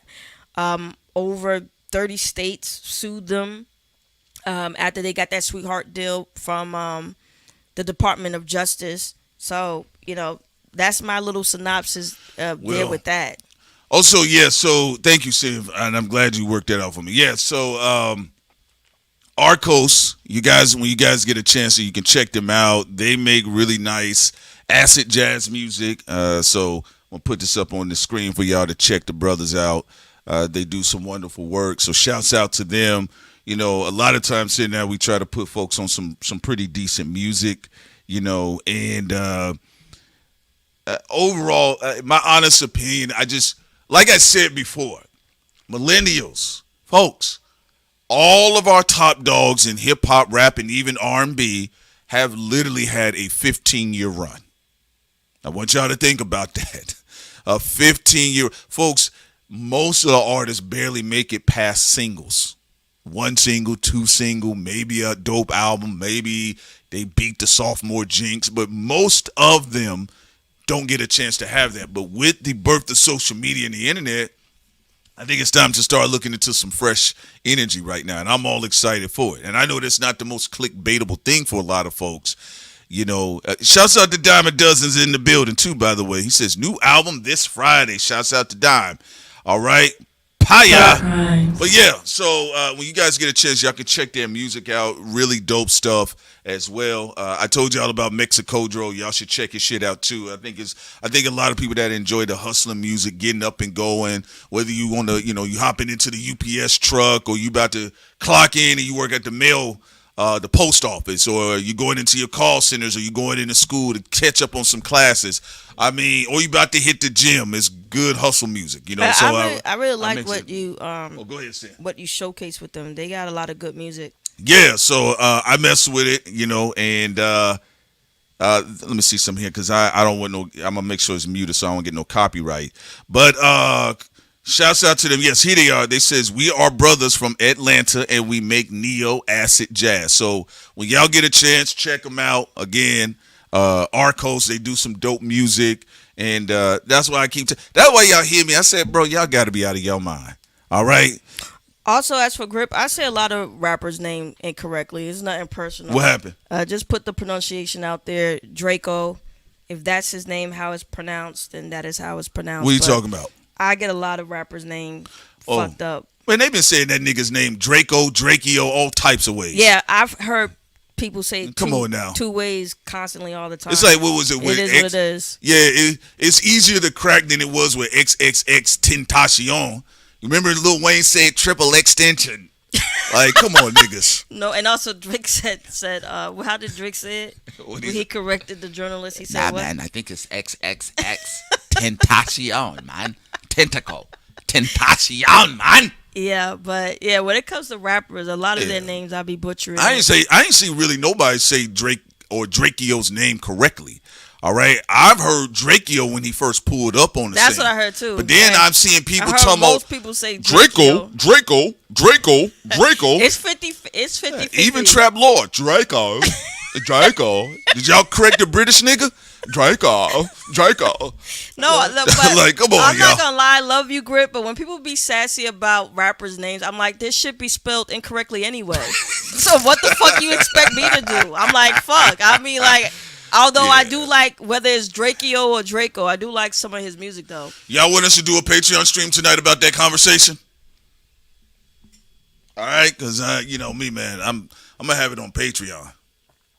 It is a larger conversation, but anyway, y'all check the brothers out. They make some beautiful, positive black music. Talented brothers. Y'all know how I am. I'm always about shouting out the jazz heads in Atlanta. You get what I'm saying?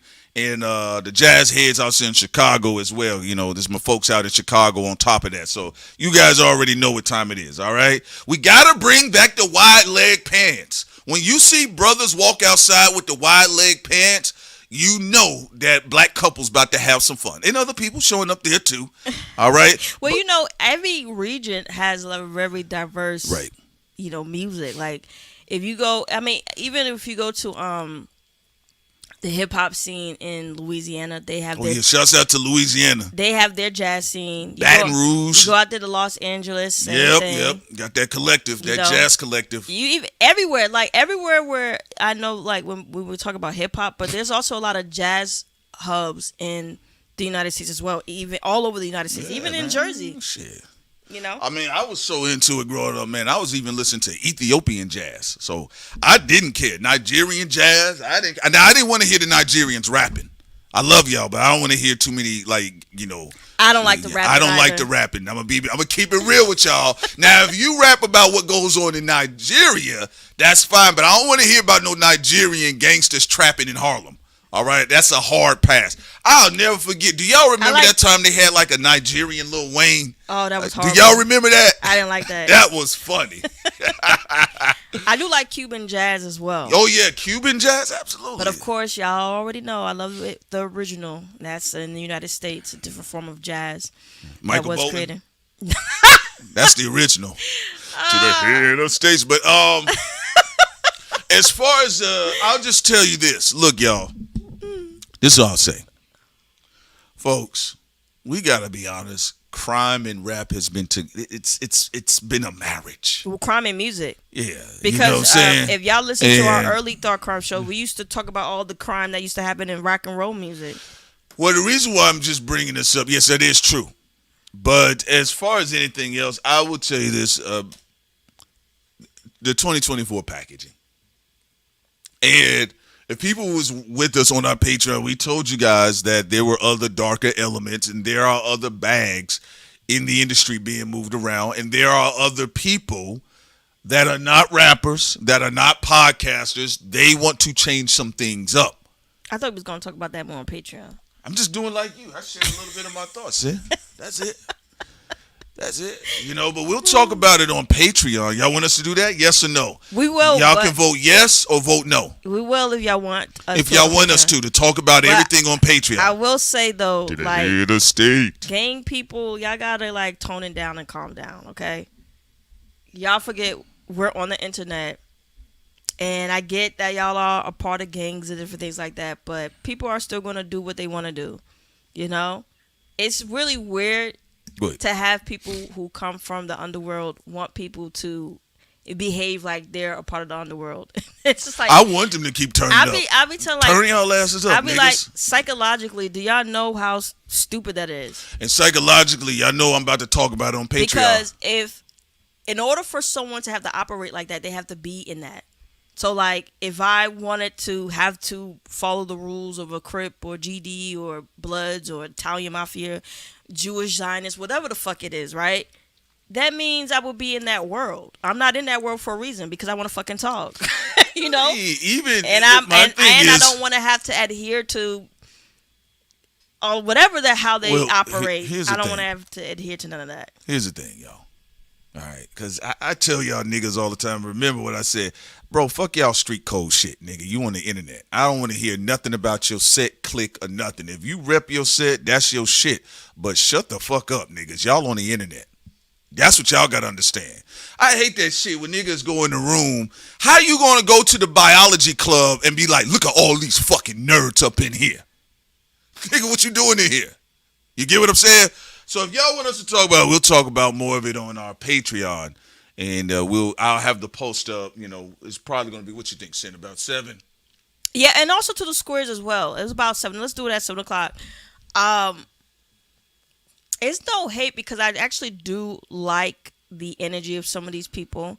I think there are, you know, some people who come into the chat who are a part of those world. But at the same time, I think people do forget that people are not a part of that world, okay? And just because your presence is there doesn't mean people have to automatically adhere to that. You know, it's just not going to happen.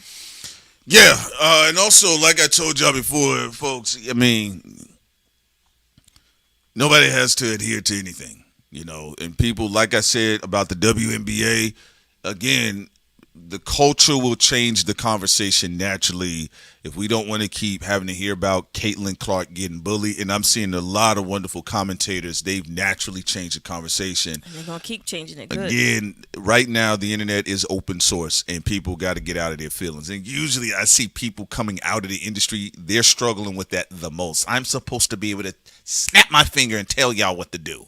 That's not how it works, okay? People have a microphone. People have feedback. You say something, you're going to get feedback. You can't shut everybody up. Yeah. I don't care if you're rolling, and I don't care if you're a Blood, if you're a Pyru, you're a GD, you're a Vice Lord, if you're a P-Stone. I can go through all of the list of the gang niggas. I don't care who you are. The internet is open source. Y'all got to get it through y'all thick skulls, all right? Whether you accept it or not, it's still going to follow. Form follows function. It's still going to keep moving forward, and that's what it is. So we'll set this up for about 7, ladies and gentlemen, and we'll keep this thing going. And I think they should already understand that. It's like, first of all, either way, it would look goofy. Imagine somebody who's not a part of a gang adhering to gang code as a grown as adult. I always think like even when people I like even a lot of gang members, they be making fun of people who like join gangs in their 20s and 30s because they don't even respect it. You know what I'm saying? And people we see a lot of even celebrities who be trying to be cute in that world, because they want to try to be tough, and they think the only way that they can look like they're tough is they're part of a gang. Personally, to me, the toughest people that I've ever seen in the world were now a part of gangs or mafias. Well, I'll just tell you this, Seeing and people who really listen. stand up for their community. I've seen people do so like really badass stuff, whether it was standing up to government tyranny or looking out for people in the community, and that's to me is real tough. I'm not saying there aren't any gang members as individuals who overlap with that, because some of them do, but that other stuff that comes with what we see in hip hop and all that, trying to be cool and all that, I don't like it. Well, again, like I said, your self-esteem is your self-esteem, and niggas, whether they got flags or not, people got to understand people don't have to like you for whatever reason. It's America. Move on. It's folks. America's one of the most bulliest shit you'll ever see in your life. Okay. There are people that they don't like the sound of people's voices. They don't like to see people's faces. They don't like people's skin complexion. And I think we can be okay with that, And I think that's where we get into a lot of weird, strange energy of people don't understand that your self-esteem is your self-esteem. Whatever you're part of, you wear that to the fullest and move on forward and say, this satisfies me. It don't matter about anybody else. So, again, we'll talk some more about the stuff that's been going on our Patreon. But as usual, like I told you guys, I said, you guys are going to see some more crazy stuff happening anyway, because what Shane and I talked about, in some regard, it's way bigger than the mouthpieces that are talking on the microphone. We told you guys that you do have billionaires still jockeying for real estate and media behind the scenes. Look what's going on right now with Paramount and the Ellisons. Okay, that's where Sid and I focuses a lot of time on. That's the only thing I would say. Like gang people, y'all gonna have to use your power wisely. A lot of times y'all get called to destroy things, not to build things. Keep that in mind. Secondly, pertaining to Spider-Man, we haven't seen it yet. We're going to see it tomorrow, and very excited to watch it. So far, most people are saying it's really good. We told y'all we're going to be doing a review on Odyssey soon, the Odyssey. And we also going to be doing a review, of course, on Spider-Man after we see it. So, and look, Spider-Man has been gold for Sony. Remember at the time it was a controversial thing where Disney and Sony was partnering up to continue Spider-Man's story, but it ended up being one of the greatest moves for both sides. That is true. No, that is absolutely true. I think it's a great marquee property for. Although I do think it's interesting that now that we think about it, I think what was it? Batman, they have Spider-Man, Superman. I'm talking about the marquee properties from both DC and Marvel. Metaphysics said, "I'm glad y'all getting back to the movies." Same here. Yeah. Well, they got a lot of dope movies coming out, and there's always a lot of other ones to still review. But yeah, so far, I think I've seen a lot of people, they're saying they really loved it. Like Sin stated, we'll be definitely checking it out tomorrow, and then we'll definitely come back with our review. So far, I will say, I think he fits Spider-Man the best, though, still at the end of the day. He definitely fits the role the best. And I think this is the strongest writing, just as far as property goes, for the side characters, supporting cast members as well, for this particular Spider-Man, this iteration. I mean, it's been more consistent than Yes. Iron Man. Iron Man, the first one was really good, and after that is Spidey. Didn't see this particular Spider-Man yet, but so far all the Spider-Man films that Disney and Sony collaborated with have been really good. And, it looks like Tom Holland is still very young. And I think they're just going to keep rolling with it. I think with Iron Man, though, I actually think people don't know, but if you really like read Iron Man, not the best villains. I mean, Tony Stark's is cool, and the Iron Man suit, War Machine, Rhodey, but not really the most recognizable villains. You know, if you read the comics or have read the comics, you know who the villains are. But to the general public, you're kind of introducing the villains. And that's what I think what happened with like the sequels to to Iron Man. I think the second one and the third one. And even with the Mandarin, who's actually a real powerful villain, but they made the Mandarin like a fake actor in the movie. That was disappointing to me because I thought we was about to get Ben Kingsley. Yeah, I thought we was really about to get busy with the Mandarin because I was like, yo, I know the man's gonna be fucking Tony up, man. But they were like, he was like, no, I'm just joking. I was like, what? So I think with Iron Man, I think one of the biggest hurdles they had to get over was writing an appropriate villain. Well, also Spider-Man's success and it's doing very well in the box office. It got rid of, I guess, what everybody thought was true was comic book fatigue. People just tired of bad films.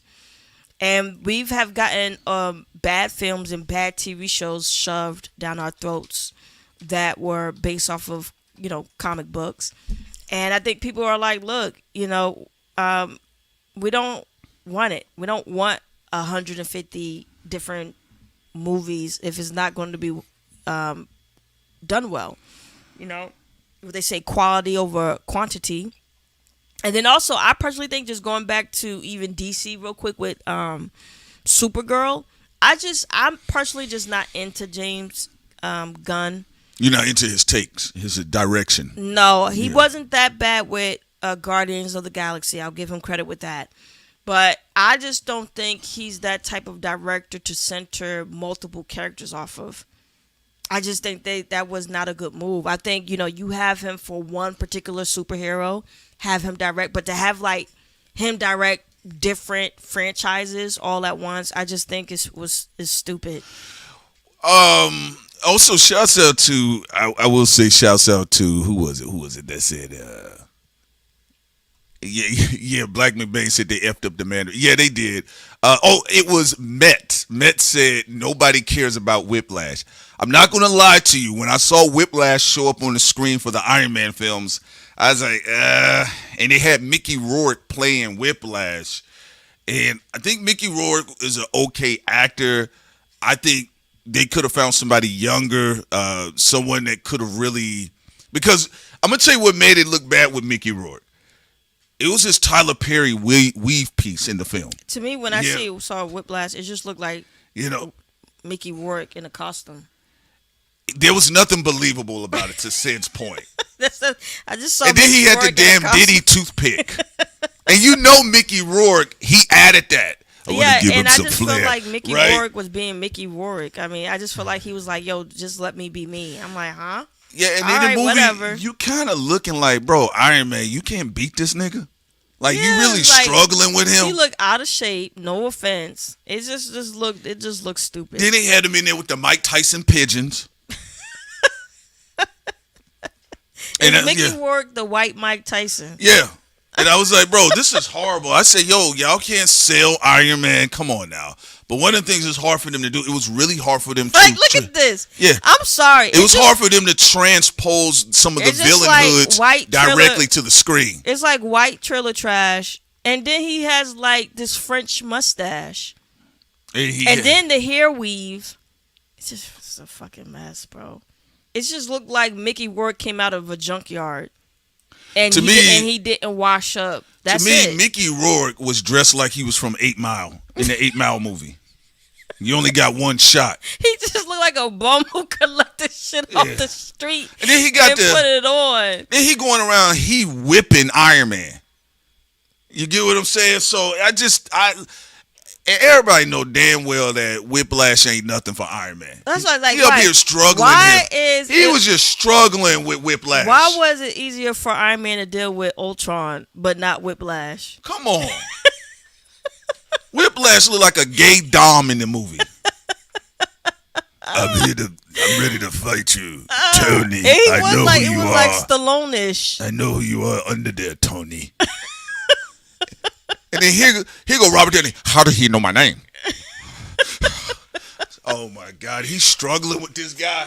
So no, I did not. I was very disappointed in the Iron Man films. I was like, oh my god, y'all could have done. Y'all could come on, man. But yeah. No, to your point though, going back to the James Gunn situation. You shouldn't be doing multiple characters. I'm also like, bro, how did you mess up Supergirl? Like, how did you? Yeah, like, how did you kind of mess that one up? Because if you saw his tweets, how did you mess that up? If you saw his tweets that got him fired from Disney, you would see. We covered it. You would see how. Yeah, we covered it already. See, I remember I was there. Yeah, I know you see all the tweets. That's the point. What? But his tweets. So don't talk to me like I wasn't there. But I'm trying to get you to understand. His tweets reveal a lot about his psychology. Let's just put it that way. He tried to make a girl Thor for DC. It was Thorish. Yeah. It was weird. She I didn't flying know. and drunk. Bro, if you want to do a Thor movie, just go back over there with Disney. Another thing I don't like about Gunn, I'm tired of his 80s ET aesthetics. He's addicted to the fucking the whole 80s. The fucking pink and the purple and the the new wave music. Like, I get tired of that. Yo, James Gunn is overrated, bro. Like, Supergirl. That's something that him and Trump have in common. Like, they stuck in a particular era. Yeah. And they can't get out of it. It came off charming in Guardians of the Galaxy, but it's annoying because he does it with everything. Yeah, I'm like... Now, whenever Supergirl hits the streaming services, I'll check it out. But I'm not going to the movies to pay for it. Because I don't trust James Gunn. I don't even know the actress. I don't have nothing against her, but I just don't trust James Gunn. And... Black McBain said the 80s wasn't even like that. For a white man, maybe it was. I don't know. Put on some Pretty in Pink or the Breakfast Club. Don't forget about me. Don't you. They do that a lot. Forget about me. They try to update it with an Inception remix. Here they go, say it. Don't forget about me.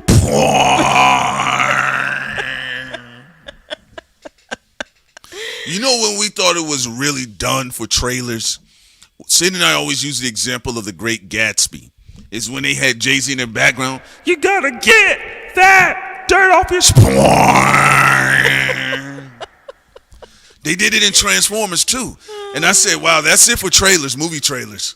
All right? Because now, at this point in time, the way y'all doing these cuts with these videos, I'm expecting y'all to sample Kaya, My Neck, and My Back in a dystopic manner. Yeah, because the thing about the Supergirl, like, why he wanted her to look dirtied up? Like, why is, like, a Kurt Cobain, dirty hair Supergirl? I'm going to be honest with you. They made her look musty.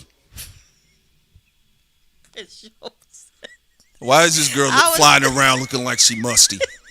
Because when we go to CW, it looked like her credit score is 800. But you that's didn't want her to comb her hair. That's what he likes, though. That's what I said. Like, James Gunn, like, sometimes he likes the musty, I want to make them look like they didn't wash or bathe look. I'm just telling you, because I'm looking around. I'm going to be honest. Because, see, for me, when I look at, like, Thor, I think Thor is a musty human being. He looks. But you see, the directors dolled him up though. Yeah, they had to clean him up a little bit. But the Disney made sure he was polished. But then James Gunn making Supergirl who never looks musty. I've never seen this. That didn't make no sense. Yeah, I've never seen this. I'm like, what his obsession with this shit? I never seen this. If that's the case, you need to go back to the stud Supergirl, the girl with the short haircut. That was the most popular one I seen. But she looked washed though. Yeah, and he didn't like that. I'm just saying, why are the musty part, like what you say, like why are you must, like, you, that was a good point, why are you trying to musty her up? Yeah, I didn't like this. I mean, look at this. Look at this. And then she didn't, like, come on, man. They got Supergirl like she don't wash her uniform. Like, man, what is this, James Gunn? Like, why do you got to do this? That's what I didn't understand. And it wasn't even like, It's that. I don't know. I just think it's kind of that. I actually think Nolan gets way too much flack for certain things that Gunn gets a pass on. I have never seen Gunn. You know what it is? It's something's got to be jacked up somewhere. Well, he's like the Michael Bay. He shows like but zaniness. Yeah. With the comic book stuff. Yeah, because he Guardians of the Galaxy, this one. Yeah. Because don't skip past that. He does do a Guardians of the Galaxy with everything. Yeah. Like, it's the same shit. It's the same shit. It's kind of like, see, with Michael Bay, all Transformers is bad boys with robots. Yes. That's all it is. He does the same stuff all the time. That's all it is. That's all it is. You just, it's the same thing. It's not like Antoine Fuqua where you're like, man, I didn't know he directed this. Mm-hmm. You know, sometimes Antoine's name is attached to shit. And you're like, I didn't know that. You get what I'm saying? But look, to the point that Sam brought up when they were talking about people are fatigued of superhero films.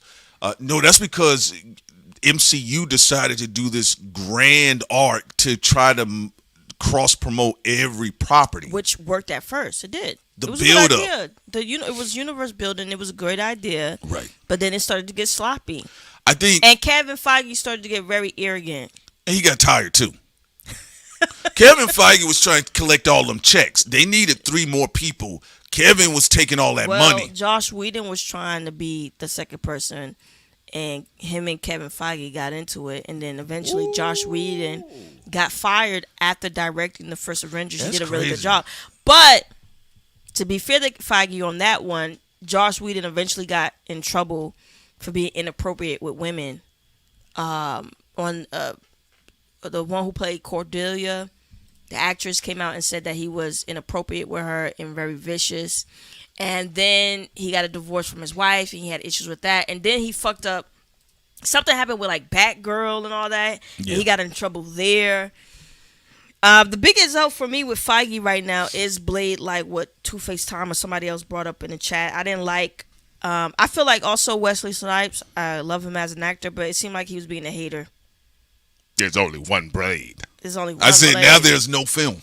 I'm like, that's corny. But like, bro, like, love you as an actor, Wesley Snipes, but I wanted to see Mahershala Ali as Blade. It looked like people sabotaged him on purpose. They did. And you know, let me tell you something. See, Kevin Feige, I know what happened. That man was collecting all that money. I get money. Yeah. Money I got.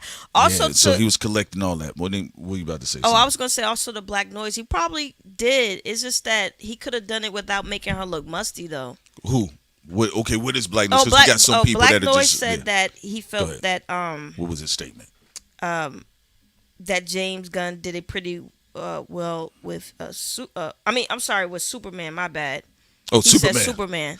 That Superman. See, Superman didn't look musty. See, yeah, that's the thing. That's what I'm saying. Like, why? Yeah, Black Noise. He did better with Superman because he didn't make Superman look musty. Yeah. Like, why you make Supergirl look musty but not Superman? Both of them are clean cut. Yeah. When it comes to their uniforms and stuff, but it is weird because like that's what I'm saying. It's weird. Did you sabotage Supergirl on purpose? That's by making her look musty. Yeah. Yeah, that's what I'm trying to figure out. Because he gave her like a Josh. What's that girl? Josh Stone. Josh Stone. Look, Jennifer Lawrence energy, sitting on Hawaiian, putting her butt on Hawaiian rocks, ancestor rocks. You know, now Kevin Feige. Let me tell you something here, real quick, y'all. And this is where I feel the MCU got in trouble. Y'all did this incredible build up to Thanos. And then after Thanos got killed, it's kind of like y'all should have freed everybody. Everybody should have been able to go do their own thing. We shouldn't be shackled together because there's no grand impending threat. Y'all killed the giant eggplant. Well, now there is another impending threat. It's Doom. I'm going to be honest with you. We'll give it a chance. I gave it a review, We'll and Sam wasn't there that day, but I did say Cyclops did look cool. that was about the coolest thing I saw there. I was like, fine, because Bryan Singer, who has allegations of messing with kids, by the way, but he didn't do too bad with the X-Men franchise. But they played Cyclops. But bro, what the fuck was Bryan Singer's issue with Cyclops? You know what I think? Like, bro seemed like a fucking Cyclops hater. He turned Cyclops into a dumb simp. Turned him into a cuck. He turned him into a cuck. Cycuck. Like, yeah, like he didn't have no backbone. Like, one of the things that people really like about Cyclops, despite his father's background and all that, is that for the most part, Cyclops was a clean-cut guy with backbone. Yeah. With a fucking backbone. That's what everybody thought was cool about him. And then, like, Bryan Singer just went on this whole... It just was weird. Cyclops is a dope character. Badass. Listen, Cyclops is a dope character. The most annoying Cyclops has ever been is in the animated series at times. But in the comic book, Cyclops X, when you read some of that shit, he's fucking crazy. He's crazy. And realistically, in the comic book, bro, Wolverine ain't fucking with Cyclops. I don't know what people keep talking about. But in the movie, it made it look that way. And I knew they didn't respect Cyclops when he died in the movie and we didn't even know he was dead. They just had the goggles floating in the air. And I'm like, oh, okay, well, he'll be back. And the movie went off. I was like, oh, shit, he's dead. Bro, there's no respect here. And maybe Cyclops reminds Bryan Singer of an ex of his or something. He don't like men, allegedly. He like boys. So, yeah, Cyclops wouldn't be his type.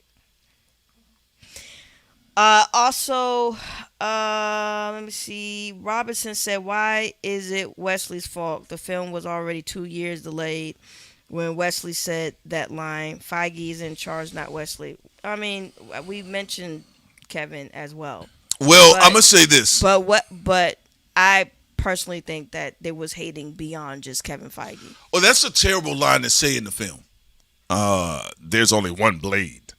And it's kind of like... And there are allegations that beyond just Feige, there are other people who were hating on Mahershala Ali. Yeah, that's what we've heard. So, we actually heard that there were people hating on Mahershala Ali for Blade. And we brought up the cracker too. You already heard us. We brought up Kevin Feige fucked up there. Well, but if Wesley Snipes is a hater too, I'm going to still bring his ass up too. I mean, I don't care. Yeah, because I'm going to be real with you. Like, if you think, how did you all feel? Because I told you I wasn't going to see Deadpool and Wolverine. I said, I'm all right. I already know. I ain't got time for it. It looked like I already know what it's going to be. All right. But when Wesley said on screen, there's only one Blade, and I'm waiting for Mahershala Ali to play Blade, that line for me landed kind of funny. I was like, what do you mean by that? And then I said, and I knew when he said that, I said, so we're not going to see Mahershala Ali with that damn sword. Now, he has another movie that he has coming out. What is it called? Mother, something like that. I saw the trailer. It looks dope. Mahershala Ali, I think he's working with the original director that he wanted to work with on Blade. And I saw some of the martial arts sequence because y'all know he used to be an athlete. And so he learned some additional martial arts skills. So he wanted to put his martial arts skills to use in Blade. Never got a chance to do it, but now this new movie, he's going to be able to show that off. And I'm going to tell you something. Listen, y'all got to be careful about Hollywood. Hollywood is just corporations. I think they wanted to get rid of Mahershala Ali. I wouldn't be surprised if we see somewhere down the line a younger Blade make a cameo somewhere. Because they do this all the time. They'll make this, oh man, you heard what Kevin Feige said in the interview. He says, gosh darn it, that was really stupid of me. Boy, I stink. I guess we just have to move on. I was like, it's looking like corporate sabotage to me. Because they did delay the project for about 6 years. And a lot of black actors, I'm not saying all black actors be having issues over there, of course, or directors. Ryan Coogler, it seemed like Disney has been really good to him. But there have been issues with a lot of the black talent over there with Disney. Let's like call it what the fuck it is. Like, come on now. You know, from Terrence Howard with the first Iron Man movie going into the second. And not just him, but even with what's his name with the white girl who got him? Jonathan Majors. Jonathan Majors. It can't be about domestic violence and all that because a lot of the people they have. Jeremy Renner. First of all, Jeremy Renner is not even close to being as good of an actor as Jonathan Majors, and they dragged his white ass long in there in the franchise. So there's been a lot of fill for a lot of black talent over there with Disney. Yeah, even how they got rid of Wonder Man, they canceled it for season 2. I haven't had a chance to check it out. I did see some clips online. I try to not just, watch things in clips because I like to, traditionally watch properties. But I think with Wonder Man, I think Ironheart, of course, recently with Blade, I think the past round of cancellations have mostly been a lot of black properties. And one of the things that Disney/Marvel typically do with black-led properties, they dump all of the episodes out. They don't string them along from week to week like they would have done with Loki or whatever the case. And I think Loki might be the only one that got more than 2 seasons. But Loki was boring to me after a while. Like after a few episodes in, I was like, I don't want to watch this. This is boring. And I don't really care about Loki like that. I'm being honest with you. Okay, if Thor makes an appearance, I'll check it out. But I don't care about Loki. Also, I agree with Metaphysics 2 Prince. I think they're gonna pivot in, and they are gonna try to bank on X-Men, and they're gonna go young. They're gonna try to reset because everything. they're gonna want 10 films. Yeah. X-Men and Spider-Man. Yeah, you guys are gonna see Blade show up somewhere down the line. An adjacent character, things of that nature. But and to your point, they were probably slick because of where they was going to go. They're like, yo, let's get rid of. Yeah, that's all they did. We don't want to do the Blade film anymore. They didn't want to do it. Not in this manner. And you guys got to keep in mind, all right, just to put this in perspective for y'all, Blade would literally, this Blade film would literally be the only Marvel film that was introduced at a Comic-Con, and they had the stupid hat on, they had the damn logo, and they announced Blade is coming, and the film doesn't come. People online, they like, yo, why is everybody overreacting to this? It's not really overreaction. Kevin Feige was on stage with Mahershala Ali. He had the hat on. They were going around doing media runs together. And he said, yeah, we're really excited. They have free creative range. And then they cancel. That's like them right now. Ryan Coogler come out with the cast. And then they tell y'all down the line the film ain't coming out. Also, Robinson brought up a great point. He said nobody was watching Wonder Man.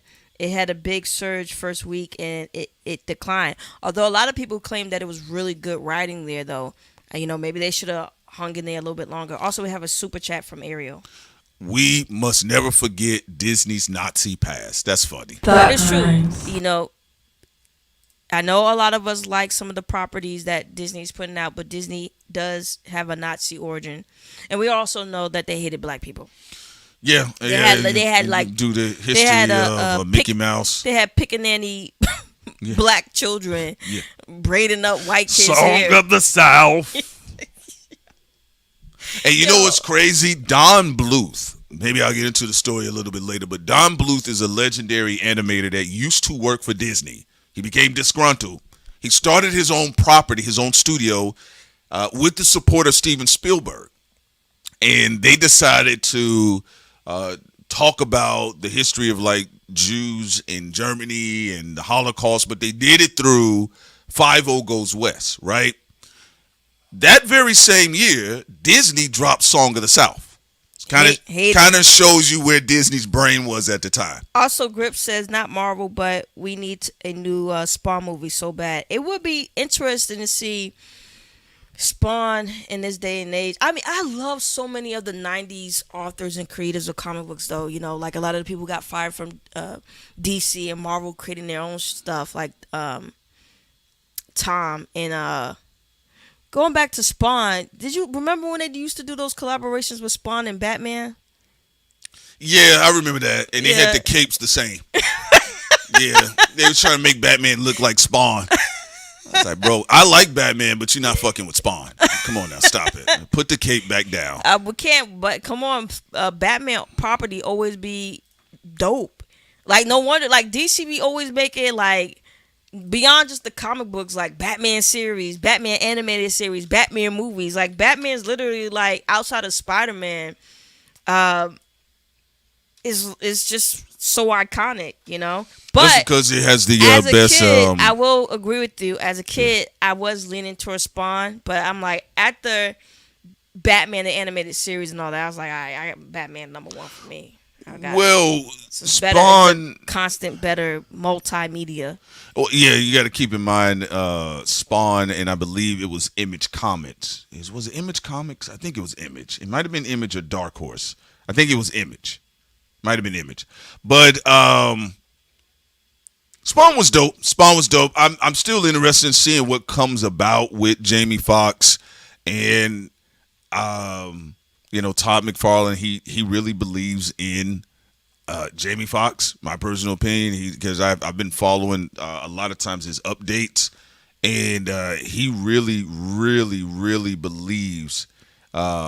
Yeah, it was Image Comics. Yeah, it was Image Comics, and it was Spawn. Spawn is cool. It's dope. We're going to see where it goes with it, you know. But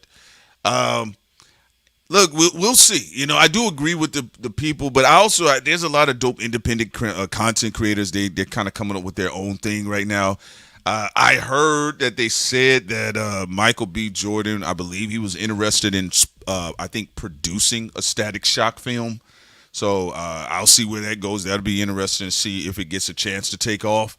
But you know, no, the Mahershala Ali thing, you know, that's going to be a very interesting one moving forward. I think, like I said, I think they're working on a different angle that they want to take with Spawn. But yeah, look, as you guys can see, they were on stage with each other. It's the only Marvel film out of the whole MCU that had that light put on it, and then they said we're not doing the film, and no real explanation. I know they had like 3 or 4 directors they brought in, so a lot of times there's creative issues, and then sometimes the presidents of the companies or the CEOs of the companies, they interfere way too much. Well, Static, very popular animation cartoon, very popular comic book. It would be interesting to see who eventually will be directing Static when they get to it. Might be James Gunn. Hell fucking no. Hell no. Because you know what, James Gunn, if you remember his tweets, he'll have Static and his friend kissing and all that shit. James Gunn is a weirdo. So anyway, going back to this, we'll see what happens. Like, someone said Spawn is supposed to be in production with Jamie Foxx. You know, we'll see what happens with that. All right. Also, Dream says here, what do you guys think about the Lanterns trailers? First one didn't get me. Second one looked better. Yeah. I grew up all my life, Prince and I, with comic books and anime, mangas. We're going to give it a look. I'm just going to watch it still. I like Green Lantern. And give Green Lantern, the Lanterns, a shot. I like it. Because, man, that Ryan Reynolds one was hurting my eyes. It looked like he was naked. Like glow sticks. Why the hell? Like, it looked cheap. I didn't like it. And to your point, Ryan Reynolds is not the best actor either. Dog shit. Yeah, I think he's only good at Deadpool. Too much wisecracking. Force. Yeah, it's like, even with Kyle Renner, like, he has some wisecracking energy about him, but it's not excessive like Spider-Man. It was too much of the Spidey energy. But yeah, so I didn't think it was bad. Actually, both trailers, I think for the budget that they're working with, you know, and they still got to see if they're going to be able to get the Green Lantern property right. They've been really struggling with it on screen. So we'll see. And I think this buddy cop dynamic, I think it's a bit of a fresh twist for the cinematic universe. But so far, looking a little bit Lethal Weaponish, but reverse. Instead of the black guy being older and all that, it's a little bit Lethal Weaponish. But I'm you talking about because he also excited to give it a look. It do have that feel, and he is dressed like Bill Bixby from the Hulk. No, for real, Sid is right. It do got that energy on there. Going back to the Hulk, everyone was talking about how they haven't gotten a Hulk film correct. Yeah, a standalone Hulk film. The closest one that I liked was the one with what's his name from damn. You talking about Edward Norton? Edward. Edward Norton. I like his. He's such a great actor. He brought some breath the one that to Bruce Banner. The one where you talk about Sam when he did try to do like with Eric Bana, the ballerina. Yeah. Oh my god, that was the worst one. Oh my, broke back Hulk. He tried to do like a Shakespearean Hulk, and look, I don't mind when people veer off course sometimes because we get great things. Like first of all, Batman the animated series, the greatest animated series to ever exist. They did a lot of things that weren't source material, like even creating Harley Quinn. Fucking amazing. Right, yeah. Or even what we saw where Batman Beyond. But sometimes people take go in their own direction, and it's horrible. Well, okay. Listen, you all, and you know we're on the tail end of this real quick. Hulk. Flower. It was like he was trying to like do like the color purple Hulk. I don't know if he was trying like he really was. He was going for it. He was going for it, bro. Yeah, you talking about Ang Lee? Yeah, Ang Lee's Hulk. And I'm gonna be real with y'all. Let me tell y'all like the nerd in me was like this. Look, I was excited because Hulk is one of my favorite comic book characters, right? So I was actually excited to see Hulk move around on screen. Now, if you guys remember, the movie poster, I still think is one of the dopest cinematic movie posters for a Hulk film, where you have the giant arm reaching out towards you. You get this menacing energy. So when you first see all that, you're like, oh man, you know, like what are we gonna get? But let me tell y'all something real quick. I'm Hulk. I'm gonna tell you what I hated about this movie. All of the fucking antagonists. I hated him arguing with gamma puppies. That shit was stupid to me. I said, when I was watching the film, I said, strike one. Strike one. I hope I'm getting a real villain. Then you find out, okay, his daddy wanted to steal his DNA, right? Played by, I believe was that Nick Nolte? That might have been Nick Nolte, right? So his daddy take his DNA. Then his daddy turned into like a blob. And I get what he was trying to do. There is a lot of a tragic tale. Oh yeah, no, there's a psychological deep dive into the Hulk. I get what he was trying to do, but he just didn't do it well. And it felt like he didn't know the source material. I feel like Ang Lee was freestyling. I'm gonna be honest. Sometimes freestyling isn't that bad because Christopher Nolan didn't really. He ain't Christopher Nolan. I know, but I'm getting to a point though. I'm just saying. There are some people who made great comic book films who did not know the source material. Yeah, that part I understand, but this ain't it. And they went towards an angle that they could relate to, and then they went and did research on a source material, and then they try to fuse it with their vision, right? With him, I get why and what he was trying to do. He just didn't execute it well. Yeah, the Hulk dogs got on my nerve, and I thought the fight scene was too long. You had Jennifer Connelly just standing there. Well, he didn't do any good fight scenes. There were no really good fight scenes there as well. Well, that's what I'm saying, like. And I think he was trying to go with like a beautiful mind type of thing. Okay, the one with Edward Norton. Better fight scenes, but nobody cared about Abomination. No. Not an interesting character. Okay? And I didn't care for Josh Lucas's character in the Hulk film, the one by Ang Lee. Josh Lucas seemed like a villain or an antagonist that should have been on CW harassing Buffy. That's what I felt, And then the final, like, climatic scene where he's supposed to be fighting his villain. Of course, like Sid stated, the psychological dynamics between Banner and his daddy, that's a real thing. Right? That's something to be investigated. Childhood trauma, this repressed anger, all of this shit, right? But the fight scene at the end was crazy to me. It was the only film where I saw a fight scene and there were shots in the film, the scene, I didn't know what I was staring at. Yeah, it was goofy. Like he was underwater, and then when he touched things, his hand turned to metal. And come on, Sid, it was confusing watching. Like, what am I looking at? He was trying to be a thespian. I also agreed though with KJ Forever. I still feel Edward was the best Bruce. It would have been nice if they would have nailed it down correctly and had him be a part of the MCU. Another reason why y'all not going to really get a really solid Hulk film, Hulk films are very expensive.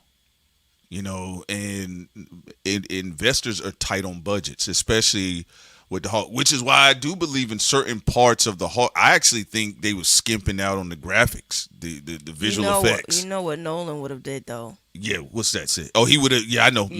He would have married the old school. Because he likes to do. Yeah.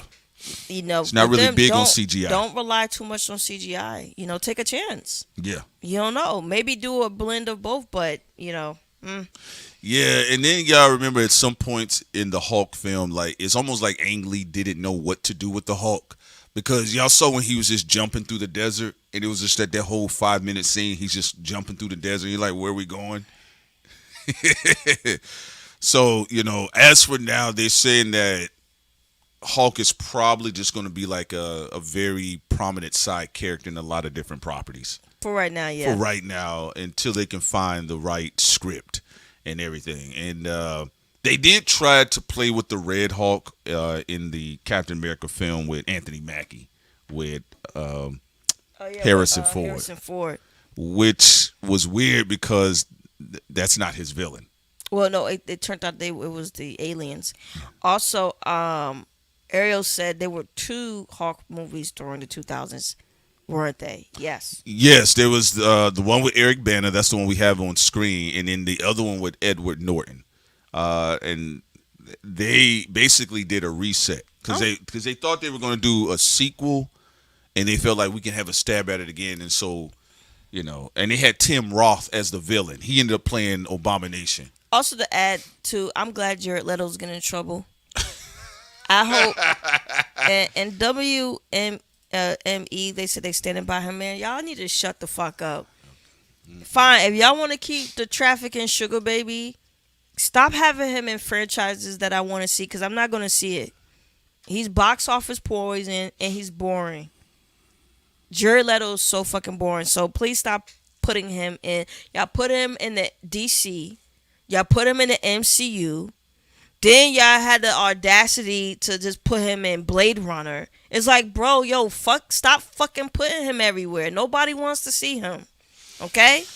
I think Jared Leto, saying I actually, I don't agree with their move. I don't feel Jared Leto's going to survive this. I don't think he's surviving. And I hope he doesn't, just so we don't have to see him anymore. I know, I understand what remember saying, Hollywood, they're out of touch. They think that we're going to stormtroop through this situation like it's 2003. Jared Leto's, they're out of touch. You guys, y'all pay attention. He's not surviving this. It's like when they put that little twink in The Flash. I'm like, come on.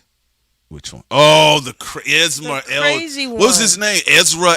What was his last name? Ezra. All I know is his first name is Ezra. I hate his Flash. I think he's the worst Flash ever seen in my life. Why did they get rid of Fuqua? He was supposed to direct it. He wrote the original script where Josh Whedon and the rest of them said, "Oh, the script was awesome." That's why they took it and messed it up. Antoine should have known that the minute they said it was a good script, he was out the door. DC, y'all gotta stop. Warner Brothers, stop being punk asses. I know y'all can rely on Batman, and I would say 90% of your Batman stuff is terrific. But y'all gotta have some other properties fucking work, bro. Yeah, no, I'm glad you brought that up. Look, you all. Oh, they said Ezra Miller. Thank you, Ezra Miller. Thank you. I told Sin this. I hated his Flash.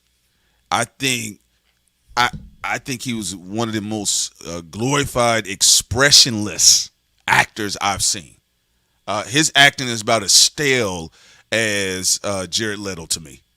You know, and I'm going to be honest with you, these baby-funded twinks, you know, when they put them in these costumes, they don't want to let them loose. And don't get me wrong, I mean, I feel bad that some people allegedly were groomed and then they become groomers themselves, okay? Yeah, that is true. That's a thing. Which is a disgusting practice. Disclaimer to put that out there, to humanize an aspect of it. In Hollywood. Yes. At the same time, though, I don't want to see y'all in films. Yeah, okay? Y'all cannot act. Y'all stinking up the joint. We need people in there who can act. Yeah, I mean, not only that, like, look at Ezra's face. His face looks stupid in the costume. Look like a cross-eyed mosquito. He looked high. He looked like, where the fuck am I? He was the goofiest looking Flash I ever seen in my life. I couldn't do it. I couldn't do it, man. And Flash is one of my favorite characters, and I just couldn't do it. I said, I'm sorry, I can't. He cross-eyed in the suit, you know. I can't. It was such a hot mess. And then he out there choking women on camera. Women, men, children. Like, what's going on here? Now, this is the type of stuff that make people be like, oh, yeah, the Illuminati is real.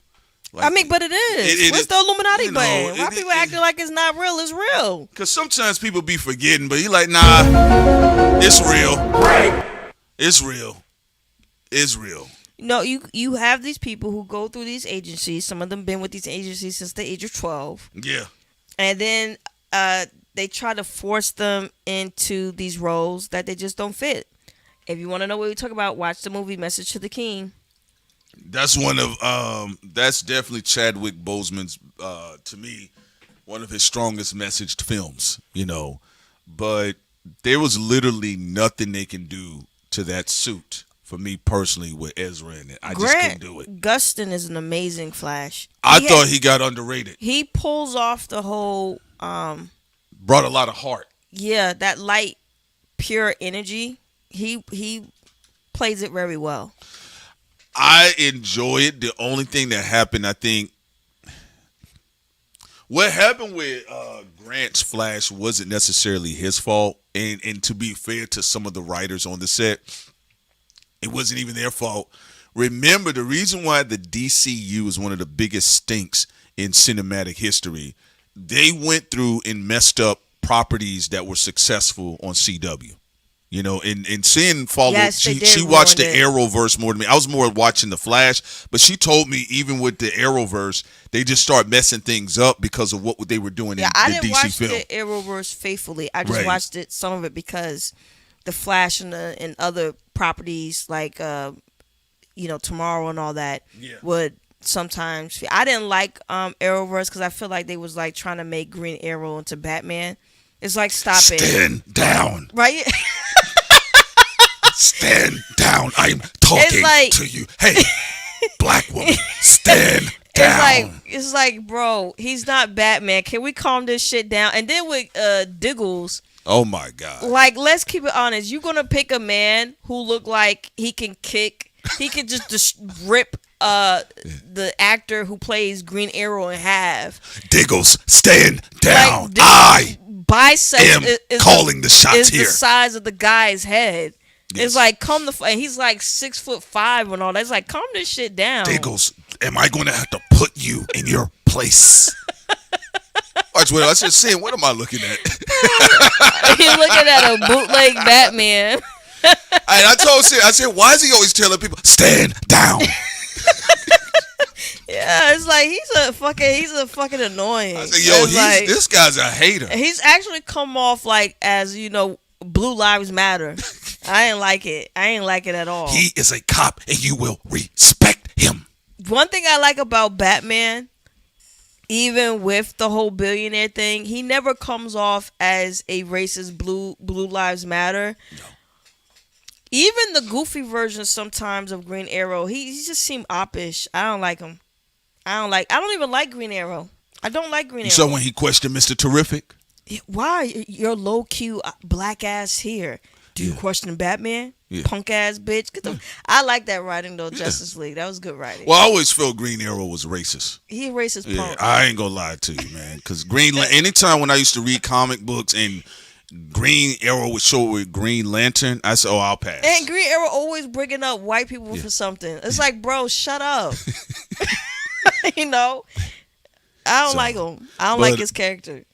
But anyway, Grant, like you said, Sin, I thought he did such a fantastic job. Like, it was the embodiment of Flash. Everything about him. He's the best Flash that I ever seen on screen, period. Yeah, but they did a really great job with picking him as an actor. Yeah, because they started messing up the story arcs because they were making this whole big thing about here comes the DCU and we got to fuck up the good properties on TV so y'all can get over to the DCU. And remember, they were cross-promoting them because they had Ezra show up in the episodes. It was ugly.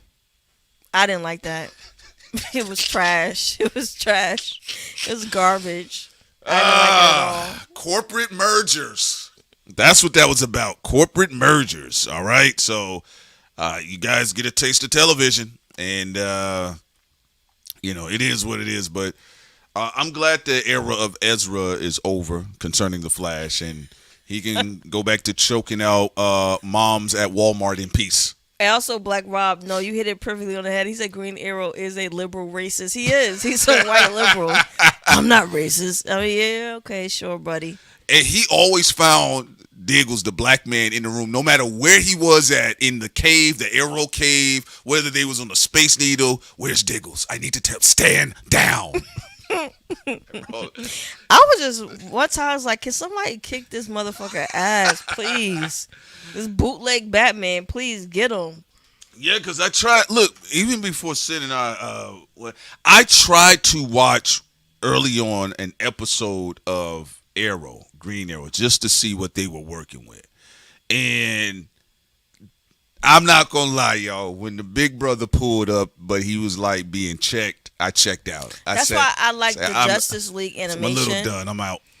Justice League animation got it correct. Yeah. Like, cause when Green Arrow's in the animation, it's like, shut the fuck up. You like a D-list. Right. Like, don't come up here. That's what the crazy part about it. They put him in his proper tier on the Justice League animation. You know how many times Green Arrow has been killed and no one cared?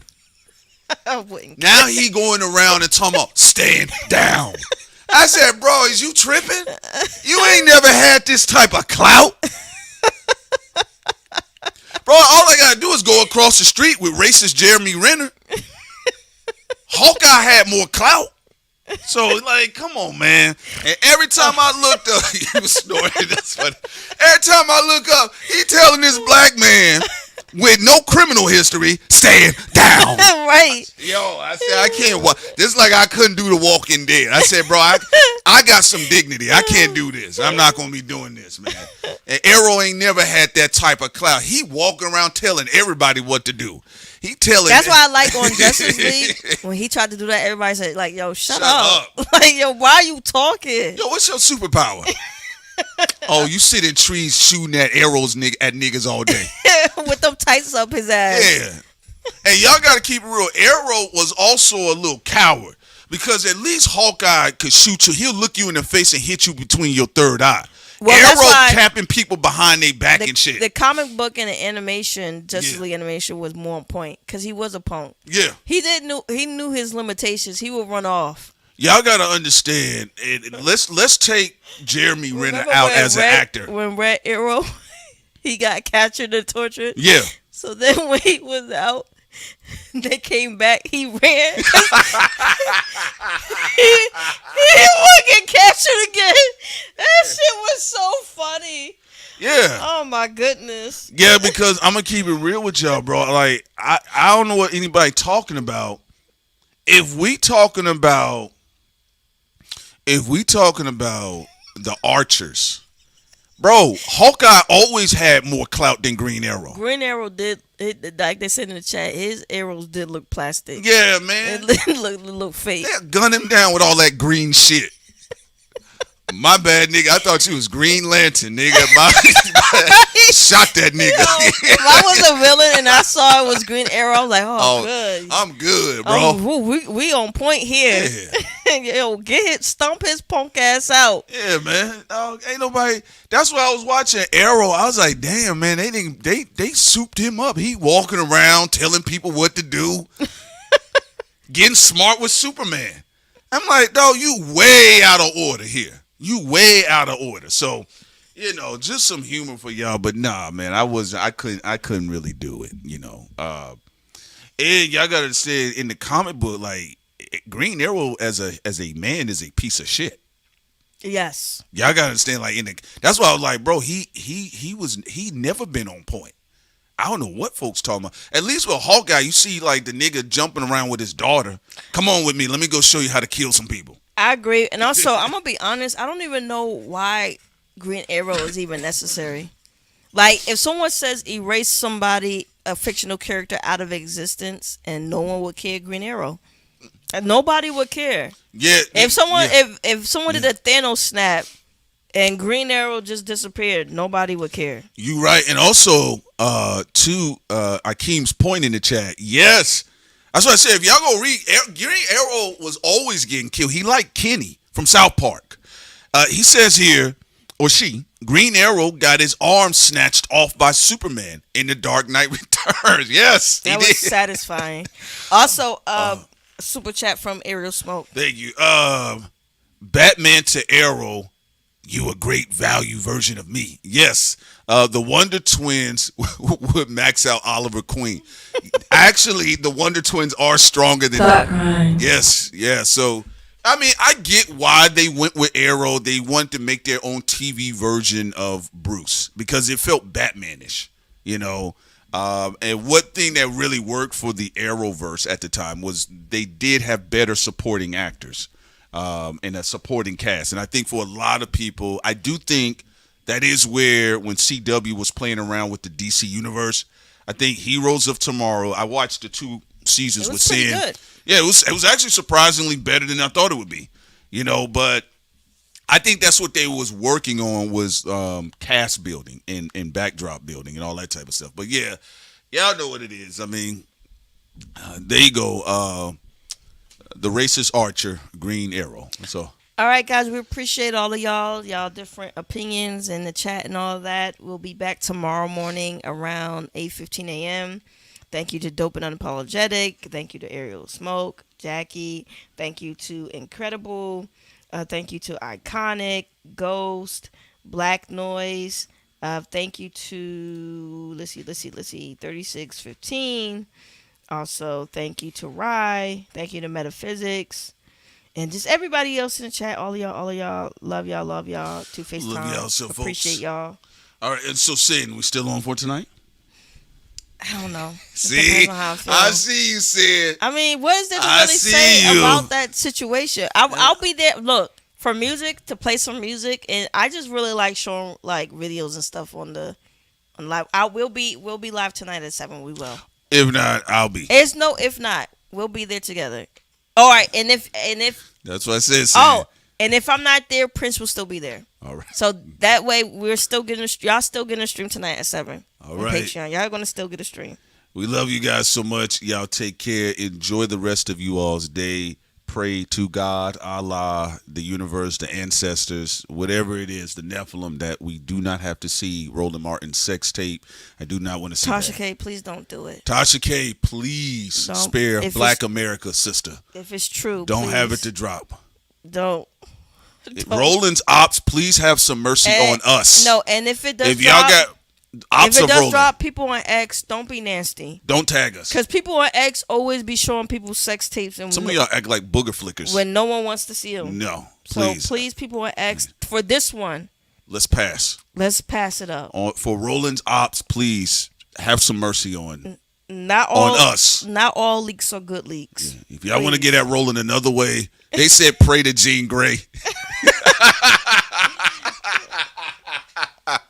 All right, guys. All right, y'all. We love y'all so much. We're out. Peace. Peace.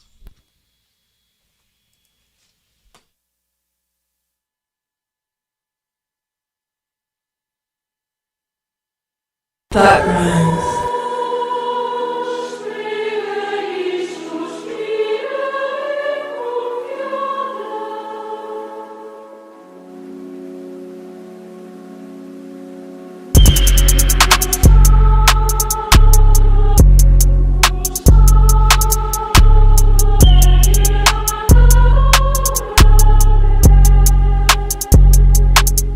Thought Rhymes. Thought Rhymes.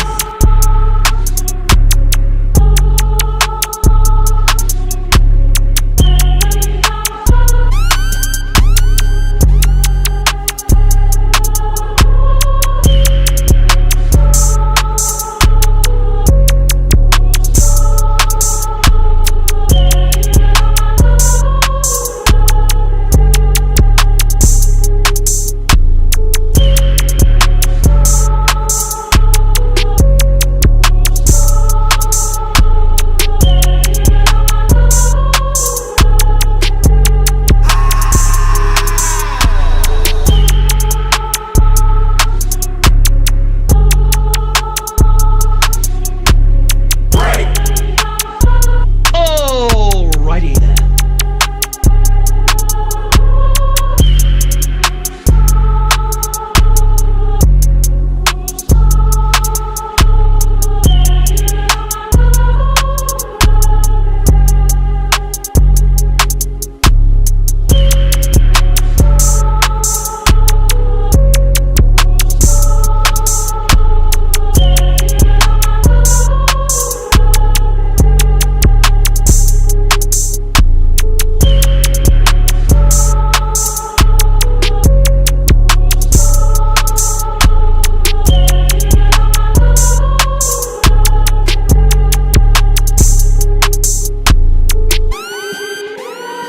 Come on, man.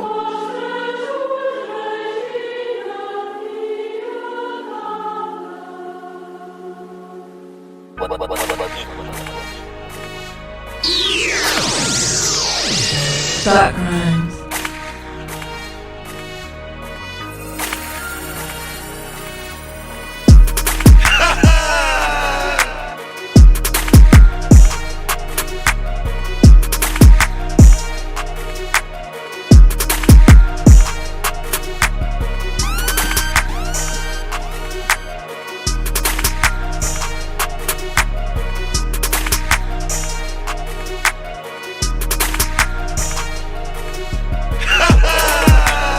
Sensational.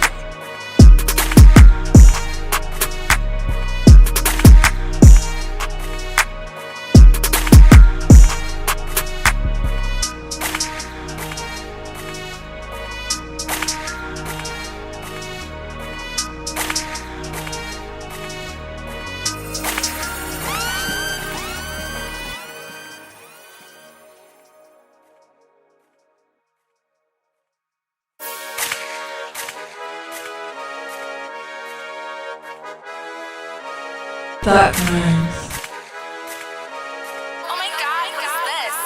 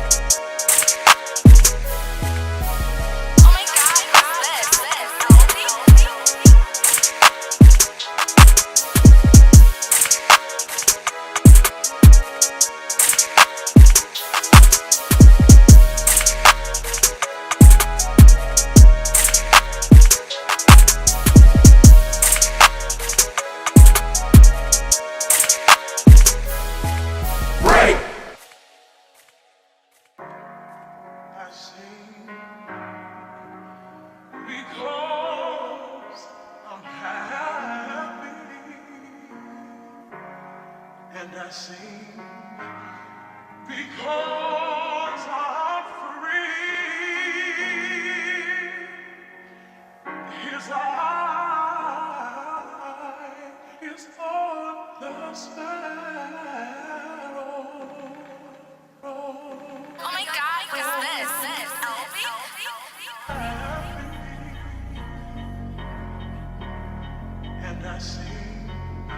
Thought Crimes.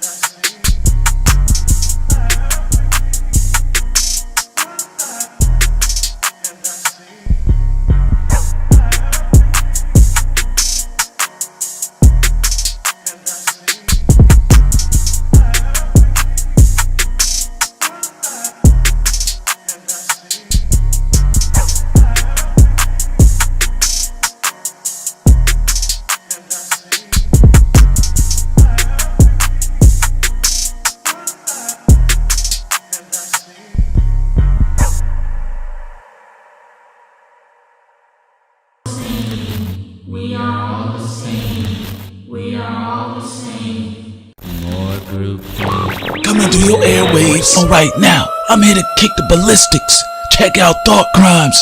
Are you following me? Thought Crimes. Coming through your airways. Coming through your airways. You ain't gonna get me with that one.